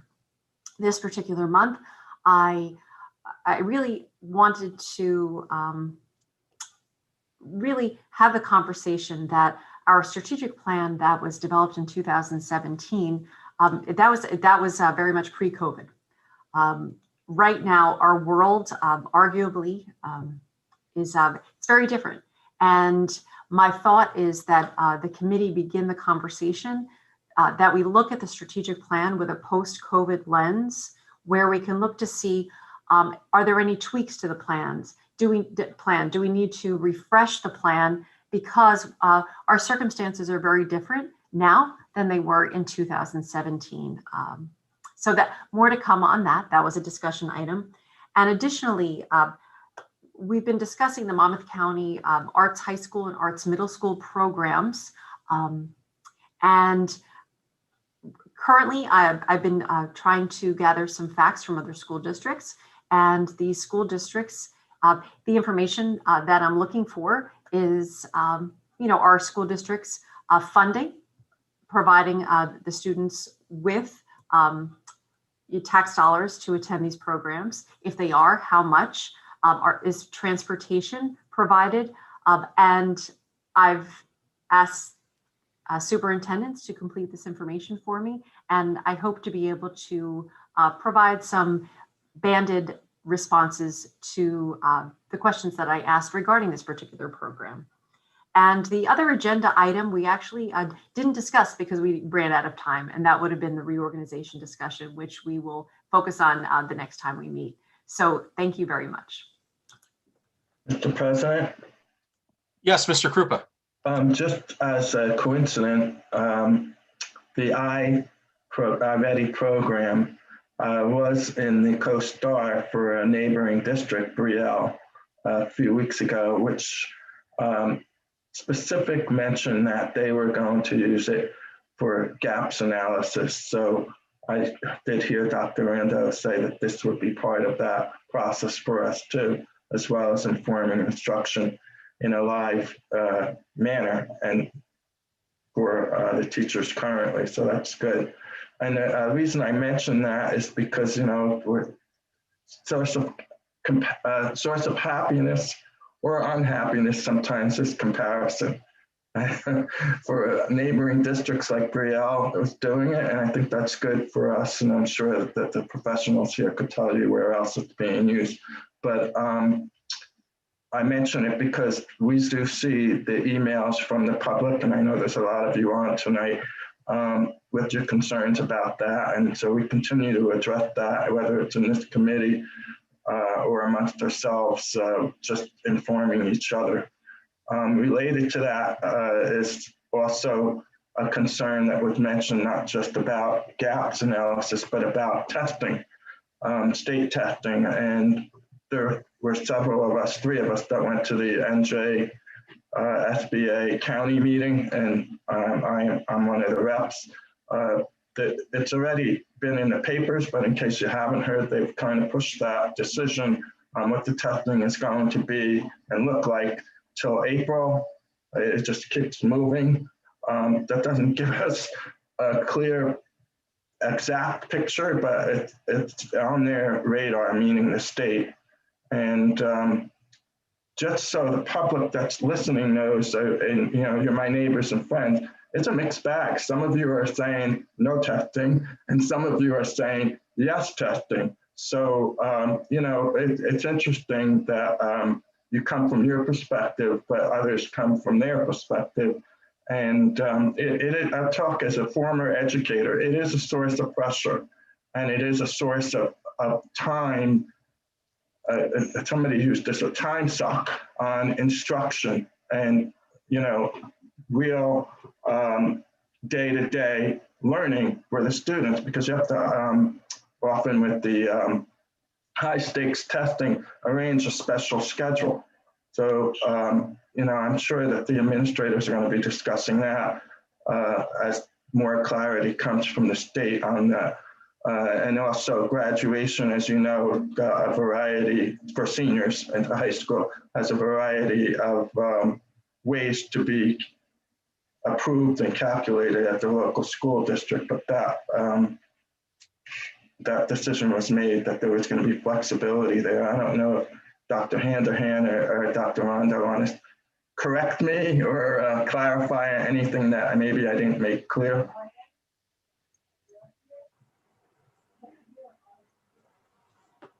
I think you did a great job. And testing, even before COVID, certainly for the high school, there have been multiple pathways and the multiple pathways. So and I just want to bring it back full circle because the state testing, as you mentioned, Mr. Krupa, that keeps getting pushed forward, that just drives the importance that we do need a program like iReady, because regardless of what the state testing, the date, and actually at this point, whether it happens at all, we need to know the information and where our students are, so that so that we're able to be prescriptive in their needs. And we're doing it. So whether we're tested or not at the state level, we're moving forward with that to find out what our students need. Ralph, I at some point would like to tell you some other things that happened at the NJSBA county meeting, because some of them may spur us to do a resolution. So you tell me when I can talk about that, please. Yes, we'll do it at the end of the meeting when we board member comments. You can lay it all out then. I don't know if any of the guys and gals that were at the meeting want to say anything about curriculum. Mr. Hall, did you have your hand up? I'm sorry. Oh, you stretched. I'm sorry. Did anybody have any questions? Mr. Sanfilippo. Sorry, I couldn't help myself. Dr. Rando, did you say it was free?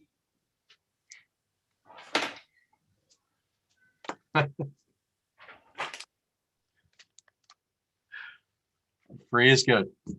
Yes, this year, and what I have to say, I'm very pleased that it's starting now. So we already had our first level of training February 3rd and 4th. So it's like right smack 5 years into the school year. We have 5 more months to do. We did training level 1. We're doing the assessments now. We're going to get training level 2. Second, so it's not that we started in April. It would have been too late. It was just perfect timing to do it. And yes, it is free. Very nice. Okay. Any other questions? Seeing none, we will move on to finance and facilities.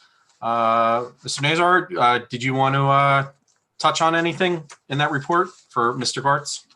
Yes, thank you, Mr. President. So obviously this month, the hot topic was our audit. As mentioned by Mr. Holman, we were able to get a little bit more detail, obviously, in a public meeting, it's tough to spend that much time on it, but there was a lot of good questions asked and answers provided. As part of our ongoing month-over-month items that we look at, the work orders are a piece of that.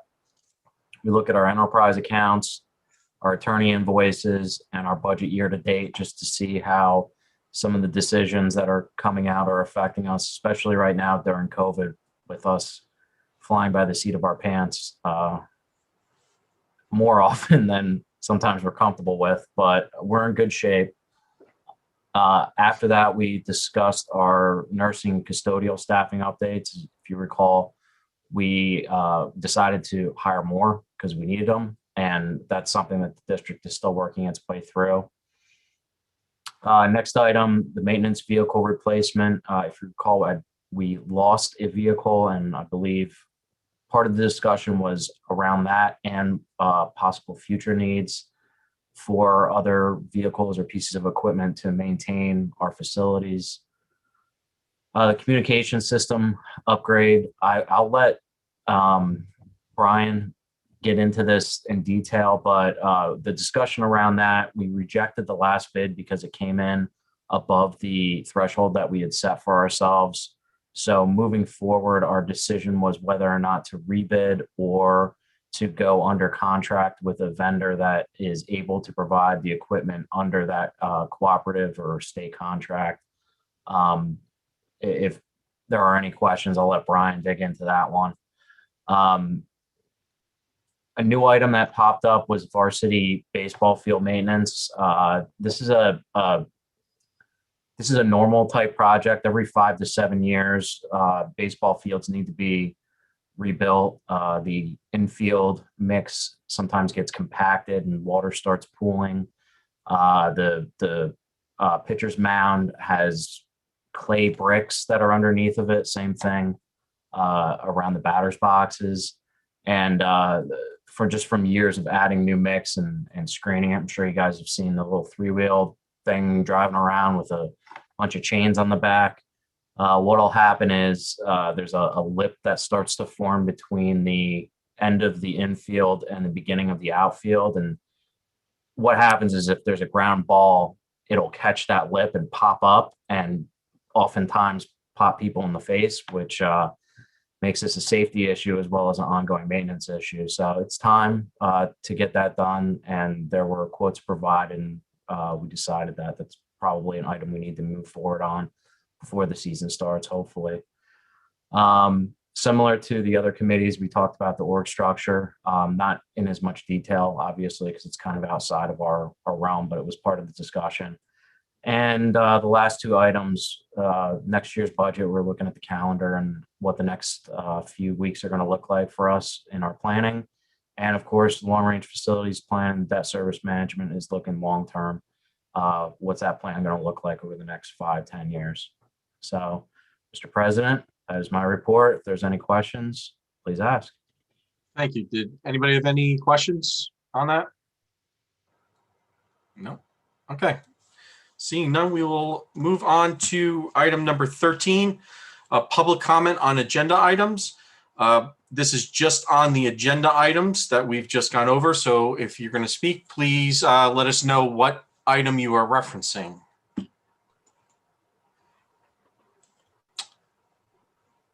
That's Cross. Yeah, Dr. Handerham was mentioning about the fine arts program, and I saw in the minutes that she had reached out to some other superintendents. So I did send in an Oprah just to see, you know, she said she had 15 responses back. So I did email a few of the towns and they got back to me very quickly. I didn't hear back from Mr. Smythe at all. And I did hear back from Neptune, and he gave me a lot of information. And Neptune said they allocate $18,000 for their program. It pays for everybody to go. And that they also allocate $20,000 for a dual program. So for people that go to Brookdale, they also pay for their college credits. So I don't see in your report tonight of how much Wall is actually paying for the students, but I think you're under. And I think the board is aware that you did not pay for my son to go, even though this is his sending district. So I'm going to keep pursuing this. And if you could give me an update, Dr. Handerhan, of what you've heard from some of the other towns. I did get a few emails back, but Neptune, at length, he gave me a lot of good information. Like I said, it's a great program. My son offered to meet with you and tell you about it. Nobody took him up on it. We had to charge the cost for the class on a credit card because the district is refusing to pay for it, but they're not really giving us much more details than what we have in writing. So, whatever case law you have of how you're doing this, I just don't understand how you came up with this. On the agenda, the audit report. Yes, before you vote on the audit report, if you could answer the questions that I just gave to that gentleman. I don't understand how you spent $12 million less last year. So, Mr. Hall, I know you looked at it. Before you vote on that, I think you really need to understand that. And I do see health benefits. That was down about $2 million. You budgeted 10 and it's in at 8. I see transportation, student transportation services. That was overestimated by 467,000.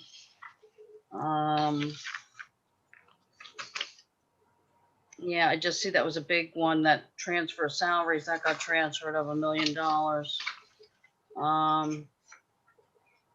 So how we went from spending $24,000 a student down to 20, well, I think it's great news. I think we need to understand how that actually happened because he didn't go over it. And I did not hear from anyone so far what the answer was. So I'm guessing, I'm not also sure why Mr. Orts isn't here. He's the FNF chair and he's not here the night you're doing the presentation.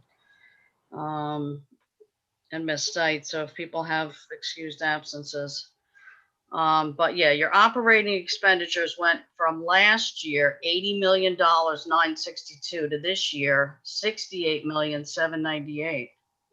So before you vote on that, if you could explain that, I would appreciate it. Let me see if I see anything else in that. Yeah, the audit report. I mean, the one thing he should have been looking at is the mercury floor. That needs to be investigated. So hopefully, Mr. Scarillo, I don't understand why the auditor didn't look at that. That would have been the first thing that he should have looked at, how we bought that floor, and where is it at? And is the gym floor open in the South Gym? I've emailed a couple times, but nobody has replied to me. The HVAC quotes would be another one I would audit, and the bids, anything to do with quotes, bids, all the nonsense of what happened with the Central School trailers, that whole thing. I can't wait for Mr. Scarillo's report on that. So I think that's all I have on the items that you're voting on. But if you could answer the operating revenues before you vote. Thank you. Thank you. Anybody else for questions, comments on agenda items? Seeing none, we will close public portion. We will now move on to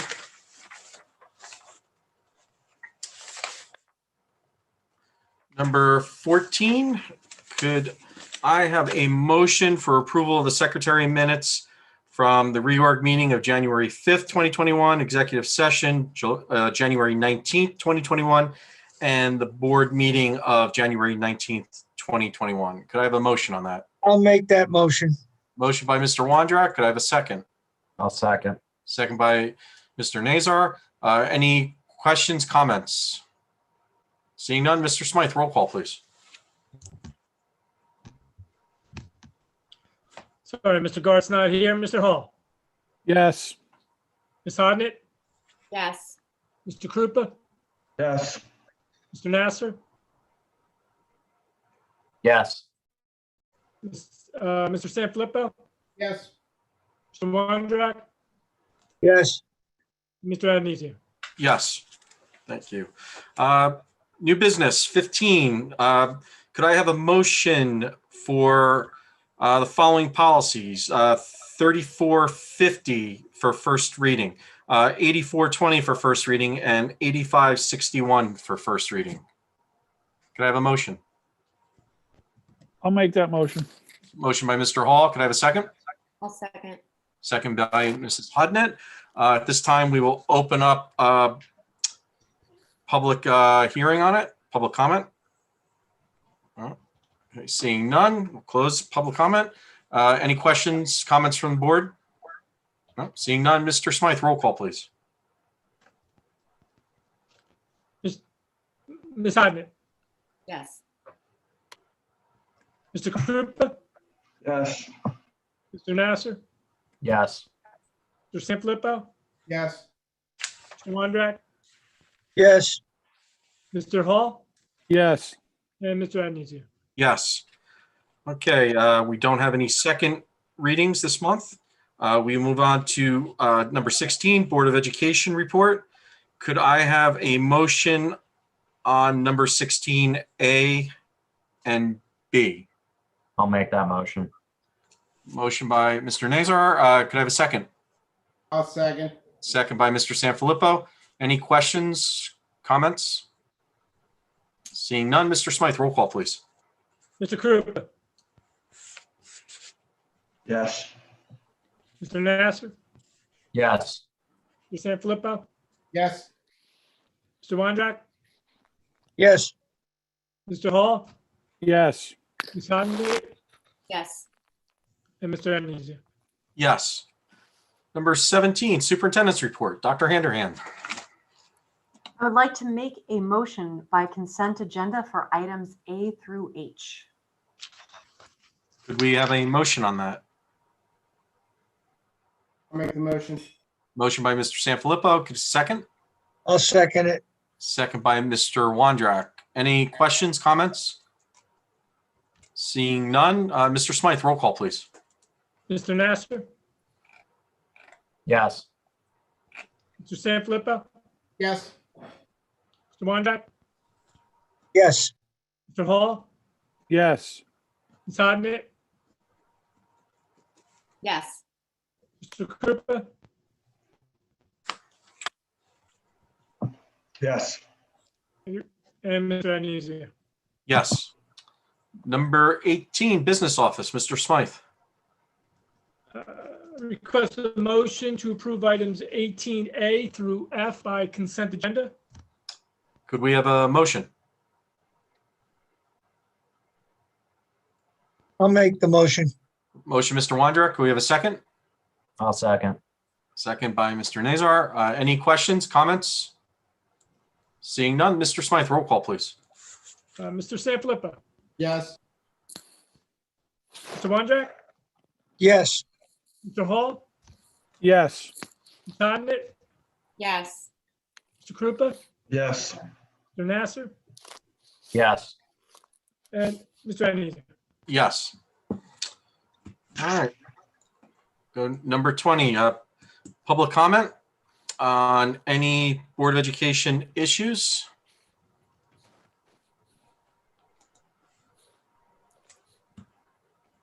Ms. Cross? Hi, Betsy Cross. I live in Wall. Actually, I got a little bit of a headache tonight here. I'm wondering if I couldn't understand how many people Mr. Scarillo said he had interviewed. It got cut off. So if he could let us know what that number was and how many people are still outstanding. I know I've asked to be interviewed again because I have more information. So I just want to be sure I'm on the list for that. And I'm wondering if Mr. Scarillo could go over tonight, what was the purpose and scope of his investigation and that he was originally hired to do? And I'm wondering if the scope and the purpose has been changed or modified at all by the board given the comments of Mr. Gartz at the last meeting and Ms. Stites. So, you know, right now we've paid Mr. Scarillo's firm $60,000, so this should be some great presentation. So as long as we're getting that, I'm fine with it. What I don't want to hear is that maybe that's been altered and we're only going to look at the last 6 months or something silly like that. No, okay, he's shaking his head. No, I wanted to be sure. One thing really disturbing, you know, I go back and I listen to the minutes, the meetings when I'm driving. And back on September 3rd, you know, Mr. Smythe was asked specifically, I see he's smirking right now, Mr. Smythe. He was asked specifically if he was the person that inspected the trailers, and he said he didn't. And after 18 months, it took a while. It took 18 months to finally get the document that said he was the person that was supposed to be inspecting the trailers. And Mr. Adonisio, you said you knew everything that happened with the trailers. And, you know, these are the two biggest parts here, what Mr. Smythe knew and what Mr. Adonisio knew. And I, you know, have copied over just the minute marks that Mr. Scarillo needs to hear. I'm sure he's listened to all the audios himself, and I'm sure he's gotten videotapes, and I'm sure he's gotten the server from the prosecutor's office and from Mr. Lee's office that he can see emails and payments and everything else. He has the disc with the payments that I had given him as well. But if Mr. Cram had done his report properly, we wouldn't have had to go on to the second investigation. It's just disturbing that it's taken this long, and that people are in charge now doing, being in charge of children. And what happened with this purchase of the trailers is not good. And Mr. Smythe even claimed in his report that the units had been inspected by Ted Hopkins of FVF. And I've made calls, and it's disturbing. So it never should have gotten to this. All of these documents should have been turned over in September of 2019, like we had said very, very early on. And Mr. Adonisio, you were the one that caused the major problem with this. Because if you had done that and hired an outside person to look at it, we wouldn't be in this mess right now. All right, Ms. Cross, as usual, you are incorrect because I do not have the sole power to make any decision like that. Okay, this is my time, Mr. Adonisio. Well, tell the truth, Ms. Cross. Yeah, I always tell the truth. And what we can do is, what I suggest is we all get hooked up to lie detector tests. That is my first recommendation for Mr. Smythe, Mr. Adonisio. I hope Mr. Nasser has now been interviewed. I haven't seen his name on the bill, but he is one that needs to be interviewed. Mr. Cram needs to be interviewed. There are so many people that I want to be sure Mr. Scarillo is interviewed. I have found where Mobile Lease was not licensed to be a general contractor and was sued back years after we bought the trailers. And the documents show that. I see you're rolling your eyes, Mr. Smythe. All right, Ms. Cross, it's not attack people time. Do you have comments or questions? It's definitely not attack people time, but I have such a headache over this for 18 months, and it's all because of you, Mr. Adonisio. You could have. Oh, okay. All right, Ms. Cross. We've listened to you, and it is attack time. So why don't we give our office an opportunity to finish what we're doing? You are on the list, and the number was 30. And there are a number of people. I couldn't give you the exact number left. So okay, because you had said at the last meeting you interviewed 24 and there were 23 remaining. So if you've only interviewed 30, that's 6 additional, and then you still have 17 or 18 to go. So I don't know how you're going to get all to them this week. And I have a lot more. Oh, I apologize. I did not say we were going to get done this week. We are continuing this week, working to get done. We're trying to. I thought you said you because the weather has. Oh no, the weather has also jammed us up in a sense that some people have not been able to accommodate us. So we're still moving on it. Okay, and then if you could just answer, does the board now have? Thank you, Ms. Cross. Your time is up.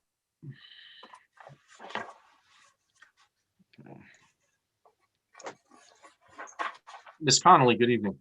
Good evening, Mr. Adonisio, and we actually got my unmuting right tonight, so I'm happy about that. And I'm glad Mrs. Cross brought up the trailers. Those are words I never thought I'd speak. because I have some comments on them as well. So good evening. My name is Allison Connolly, and I live on Sioux Street in Wall Township. Last week, I had the opportunity to speak with Marcy and Joe Macklin, the lawyers assigned, at least in my case, to the Central School trailer investigation. I was told at that time that the information I provided could remain anonymous and that our conversation was neither confidential or privileged. So as such, I'm free to speak about it here this evening, and I think it's important that I do so. After reviewing some general information pertaining to my time on the board, the Macklins asked me what I remembered about the trailers. The first thing that came to mind, of course, was the ants.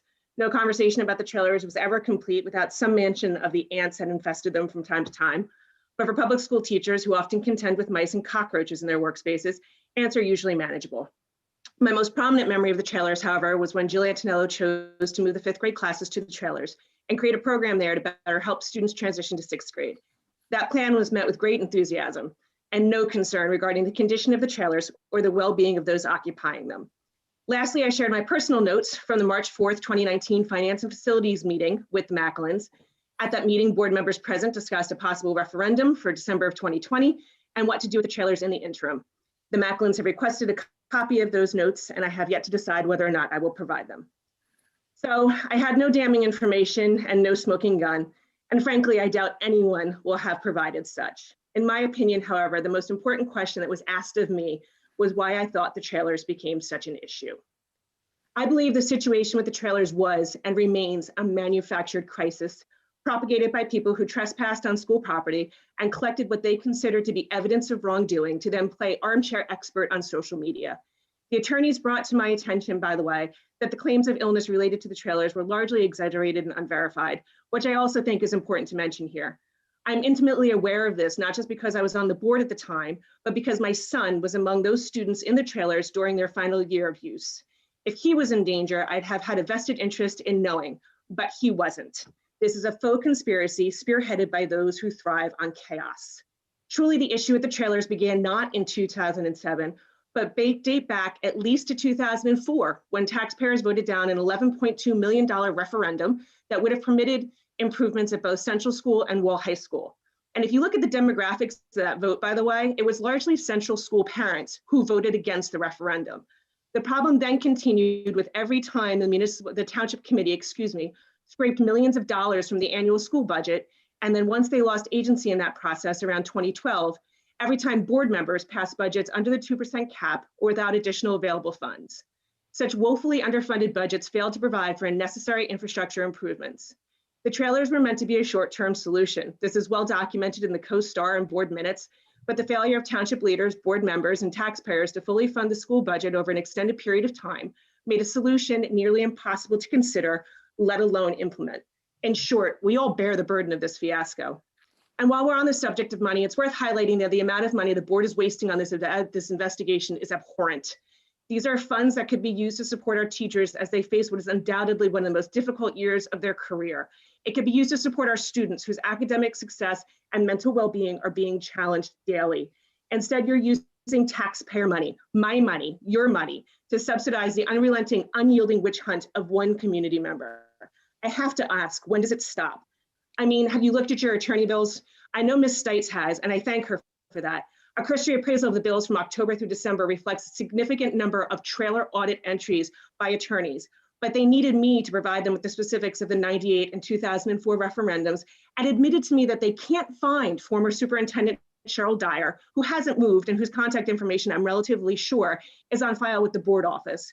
Further, while attorneys have interviewed many people, that number seems to be up for debate because they gave me a different number than what you're talking about here.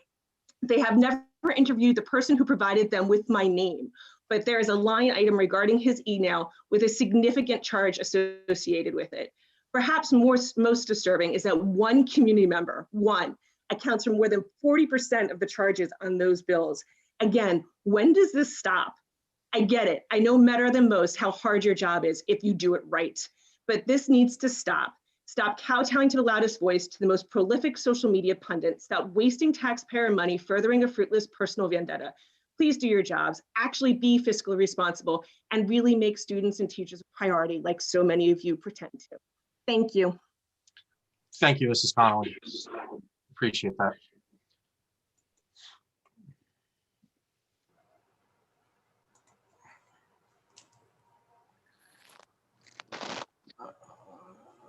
Leanne? Believe. Hello, good evening, Leanne.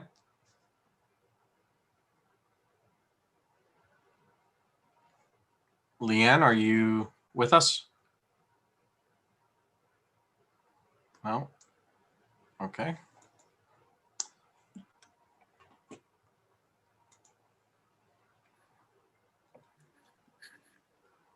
Good evening, Mrs. Oppergard. How are you? Christine Opagard, Chairperson WTEA Health and Safety Committee. I just want to clarify some of Mrs. Cross's investigative reporting this evening. As for the mercury floor, the WTEA Health and Safety has been satisfied with the results and the continued investigation into it. The board continues to be transparent and open and cooperative with us. And we look forward to working together until this is, finished and tied up in a nice, neat bow. So I don't know where that was headed. So I just wanted to clarify that on behalf of our committee. The other thing is just an aside.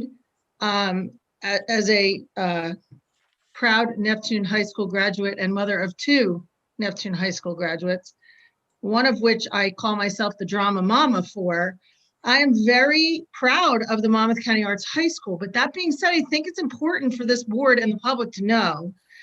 Mrs. Cross said she spoke to him at Neptune High School. I don't know who that would be. I can only imagine it's probably one of the business administrators. However, Neptune has quite an interesting, it's been a couple years since my son was there, interesting relationship with the Monmouth County Arts High School. They housed the Monmouth County Arts High School at Neptune High School. They have an amazing facility there, if any of you have been there. And my son had the opportunity to train under Freddie Walker Brown, who was in Rent on Broadway, and she was Rafiki in The Lion King on Broadway. It was an amazing experience for him. But Neptune High School students went for free. And there were no transportation costs because it was at our school. So that being said, yes, our children had the amazing opportunity to participate in that. So I just need you to know that there was no cost for the Neptune Board of Education for that Monmouth County Arts High School when it was housed at Neptune. I don't know if it still is. Also, she mentioned the dual enrollment program of Brookdale Community College. Again, Brookdale Community College rents the bottom floor of the Neptune Board of Education building across the street from Neptune High School. They get quite a nice relationship benefit from that. And yes, both of my sons were able to graduate high school with 2 college classes under their belt at no cost, as well as one that we paid for. So one of our children had, another opportunity for that. But again, I can't help, and I don't know this for any fact, but I can't help to believe that there might have been a discount because they are, they are housed in a Neptune Board of Education building. So I just feel like that background knowledge might be important for you and for the public. And that is all I have, Mr. Adnesian. Thank you, Mrs. Oppergard, for that insight. We appreciate it. Have a good evening. You too. Let's go back and try Leanne. Leanne?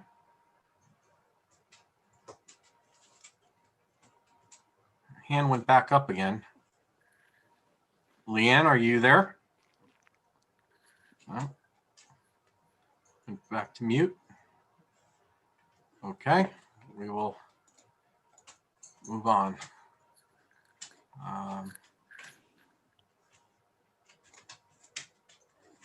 Let's see.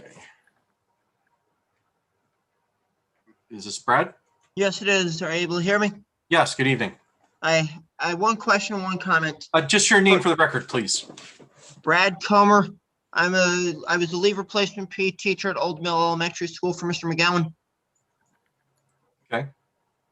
First, the question, did I get approved as a district substitute tonight? I didn't get to that part of the meeting.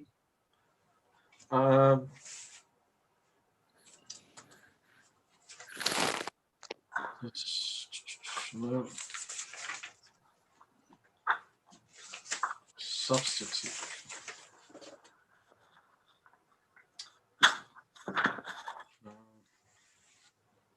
Looks like Mr. Crook is giving me that I was approved. On page 3 of the HR report under substitutes.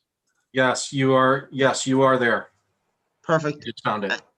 And secondly, for the comment, thanks for a great experience as a leave replacement PE teacher at Old Mill for Mr. McGowan. I definitely enjoyed it very much, probably the best training I've received all my life, and look forward to now becoming the reserve PE substitute for all the elementary schools. So when all these PE teachers don't have an elementary school, the days that are over, at least to finish out the year. So we'll do it for them. Great. Thank you. Thank you so much. We certainly appreciate your service to our students. Thank you. Look Have a good forward to evening. doing. Thank you. Thank you. Okay. I'm going to try one last time for Leanne because the hand keeps going up.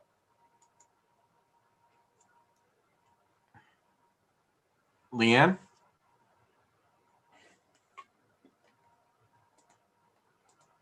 Leanne, are you there? We can't hear you. And back on mute. Okay. All right.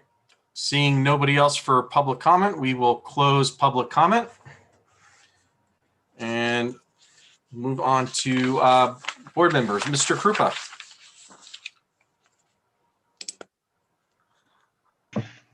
But okay, you know, you can't unmute yourself on your own picture. You have to always go down to the left corner. So that's why I have clumsiness, just so you know. Okay. One time you could, now you can't. So a couple things. Last week, late in the week, a few of us went to a training and a county meeting of the New Jersey School Boards Association. And let me start with the training. The training had to do with the annual evaluation of the chief school administrator or the superintendent. It was made by one of their field reps, and it was both Adam, Russell, and myself that attended. And playing my cards right out, Mr. President, I would like to suggest that we appoint or create an ad hoc committee, which the three of us can work with the rest of the board and with Dr. Handerhand, because as per contract, this is something that we have to discuss with her and make sure she's comfortable with. This board wants to do a good job with that. And one of the underlying factors to that success is making sure that we're all familiar with what the process is and how it will go. And so I'm making that suggestion. I've already talked to Russell and Adam about that, but the rest of the board needs to be in agreement, as does Dr. Handerhand. So I don't know what you want to say about that, but in addition, there's legislative update given, which is one of the standing reports that are given at the county meetings. And I'm going to see if there's some way that we can post that New Jersey School Board's agenda and minutes, because it would just save a lot of time in terms of rehashing what was said. But one thing that I enjoy is when connections are made. And just a few weeks ago, we had an email from the WTA leadership about supporting teachers' vaccination. And the NJSBA does have a model resolution that some other school districts are adopting. And I think, you know, the next opportunity, if everybody's in agreement, or if we need to have discussion about it, we should support that message, which is that we need to get school staff higher on the priority list of vaccination accessibility. So that was one of the things that I wanted to put forth, because like I said, I like the connections. The WTEA was asking for our support with that. And while we can't necessarily be shooting them in the arms with the medication, this is, you know, minimal what we can do if it's something we all agree on. And then just based on some of the things that have been in the public limelight, in addition to the trailers and testing and all of that, elementary school report card. It was new that we went to the standards base. I think some people would like to have that revisited in terms of getting a better understanding of how to use that. And then certainly tonight, the topic of dual enrollment came up. So we got some additional items that may already be in the strategic plan, Dr. Handerhan, that we could address as well. But I like for the public or see a whole list to be there to hear that we hear you.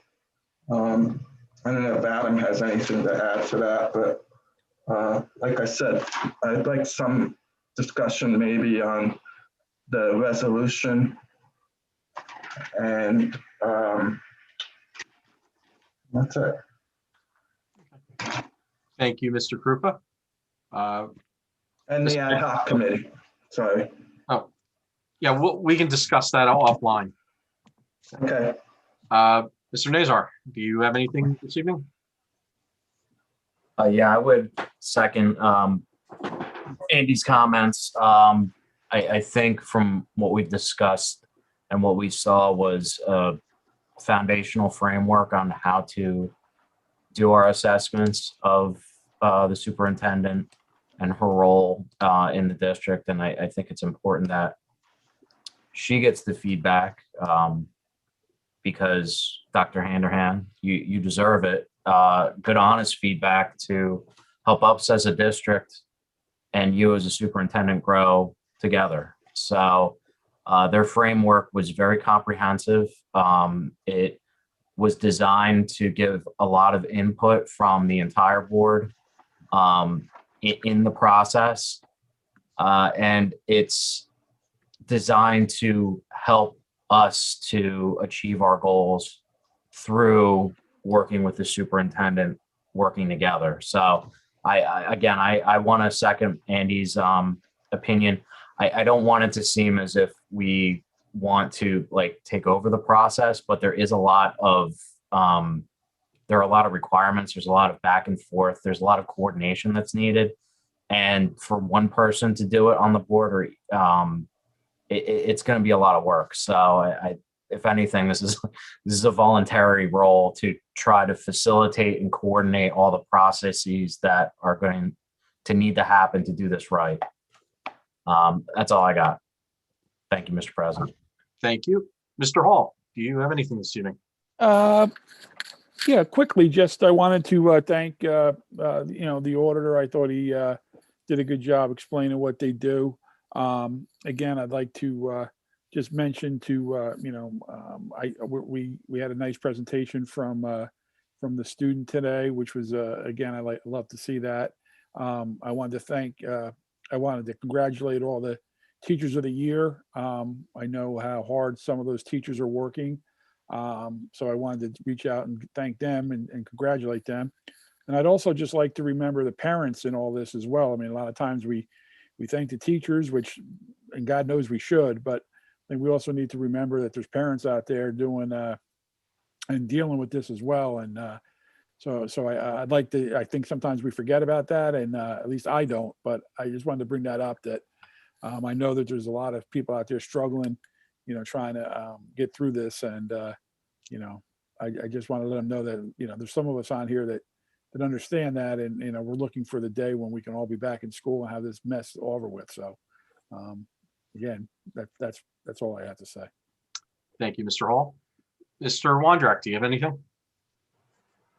Yes, I'd like to thank Dr. Hanrahan, Dr. Rando, and Mrs. Brenner for the great presentation on the iReady.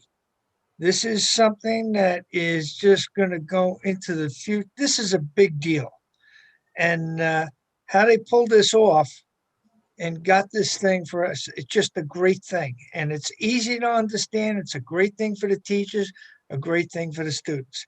On another note, with regard to the vaccinations of the teachers, there's a lot of negative press. I don't think that's the case in Wall Township.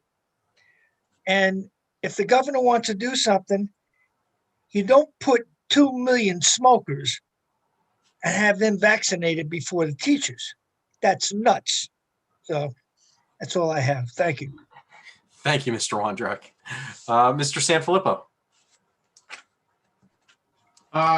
So would like to congratulate and thank all the teachers and especially teachers that have gotten their awards. And we appreciate it. We appreciate all of your hard work.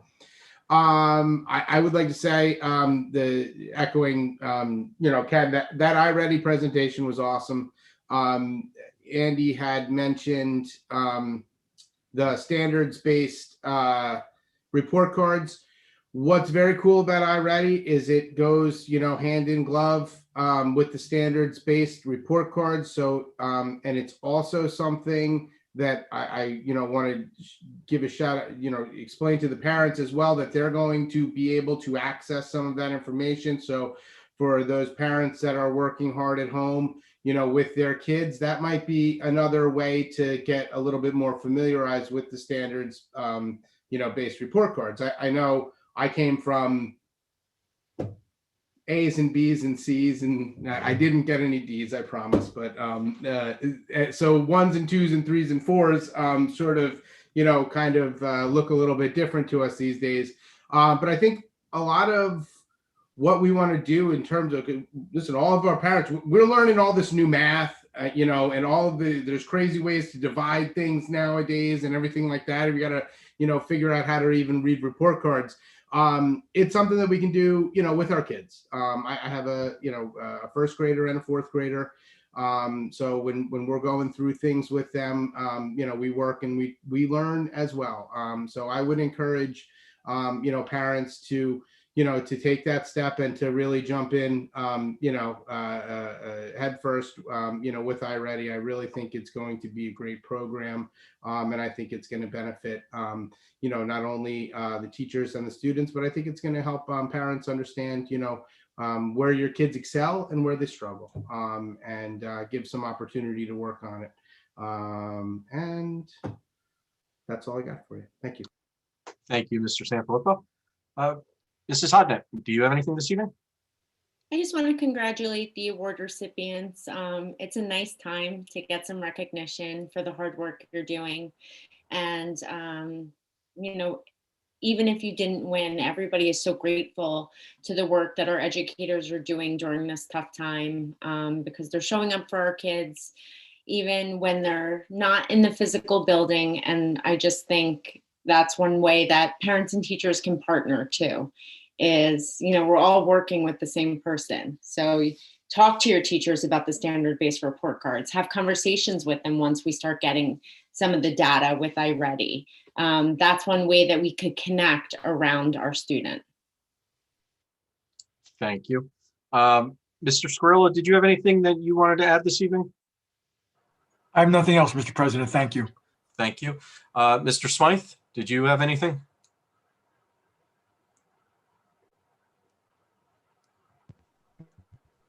Yes. With response to some of the public comment, specifically with regard to the audit, we do have a new auditor. So sometimes how one auditing firm represents data may be different than a different auditor. And with regard to the misunderstanding of spending $12 million less in the 1920 school year as opposed to the prior school year, that is not accurate. But because of reporting, and whether you're reporting pension contributions by the State Department of Education on a district's behalf, it may present differently, and there's different information that must be included that that's on a budgetary basis as opposed to a different basis. If you look at the presentation that was provided tonight in the excess surplus calculation, it actually shows that we spent $1 million more in the 1920 budget than the prior year budget. So I would welcome anyone to review the presentation that we will put on the website tomorrow, along with the audit information that was provided and the auditor's management report.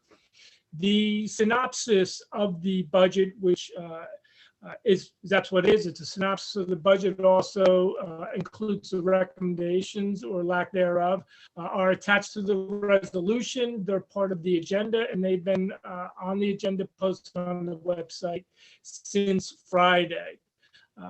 With regard to some of the other comments that we over budgeted transportation, I will remind everyone that we were in a situation where we closed for 3 months out of the year. So a number of contract centers or cost centers in the budget, we did not expend the funds, and we made appropriate transfers into either reserve accounts or as was discussed throughout the last quarter of the year when we were developing the budget, that we budgeted additional $500,000 in revenue into the current year because we were basing like an anticipated savings in last year's budget because we were closed for the last 3 months. And that was earmarked for additional technology or remedial work in the current school year based on being closed last year.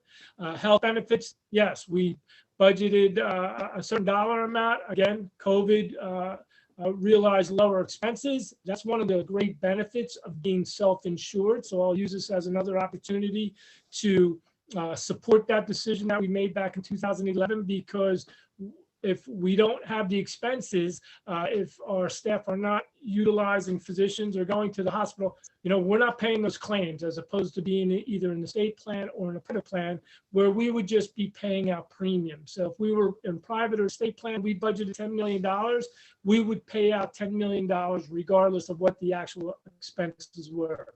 So that was a very nice cost savings for the district that we were able to put forward into the current school year as a revenue source. Also, with regard to the salary transfers, we budgeted $1.2 million and transferred $1 million. Actually, our budget includes about $44 million in salaries, not 1.2. But the page that was referenced is actually a grant fund. It's our IDEA grant. And we budget funds that we anticipate receiving as part of the grant. Once we receive the funds, then we do transfers into the appropriate accounts as they were allocated in the grant. So majority of those funds are used toward tuition, and that's what the transfers would represent. It's not that we budgeted $1.2 million in our general fund and then transferred $1 million of that out. That's not the case. It was within the grant, and the funds were transferred within the grant. With regard to the bids and quotes for the current school year that were audited, specific to the trailers, we went out to bid in accordance with New Jersey public contracts law. We received a bid of, I believe, $160-something thousand. The board rejected it because it was well in excess of the architect's estimate of about $75,000. It was rejected. The Board of Education passed a resolution to reject it and to possibly go out to bid. However, in the meantime, we were in contact with Monmouth County Public Works and Engineering, and through our shared service agreement with the county, they performed the work themselves, and it cost the district, as opposed to $163,000 from the bid or the $75,000 estimate from the architect, it cost us about $22,000 for the actual removal by the county and the dumping fees for the material. So with regard to the bids and quotes, they were all in accordance with New Jersey public contracts law. With regard to the one comment about, I believe September 2019, if I was asked specifically about going to the trailers, and I said I did not. I believe I was asked if the architects or the professionals had visited the trailers, and at the time I had said that I do not recall what the consultants or professionals did 13 years earlier or in 2007. So I believe, again, the information that is provided during public comment is in fact incorrect. But thank you. Thank you, Mr. Smythe. And, congratulations to you and your staff for a shining audit. We certainly appreciate it, and the hard work you guys do in the business office. Dr. Rando, did you have anything this evening that you wanted to add?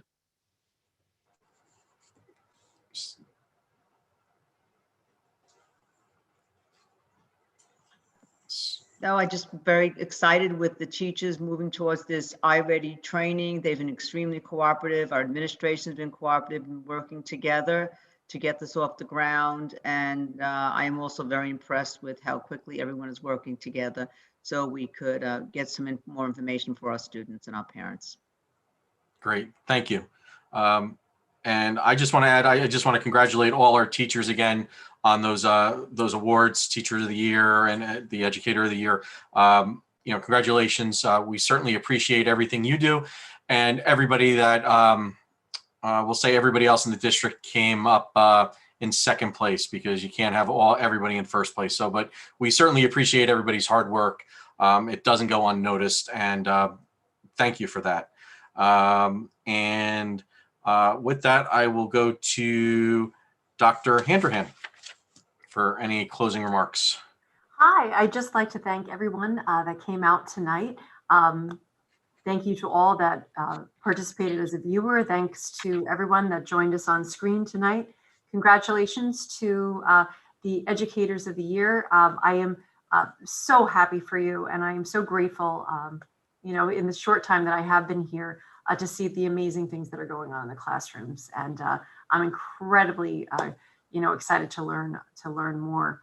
And it was wonderful to hear all about all of your accomplishments throughout the year. So thank you for your service to our kids, and also to your colleagues, because really education is, it's educator to student, but it's also educator to educator, because we do learn from each other. I also really, for the record, want to state that I hope that the forecast changes this Thursday. So, I'm hoping.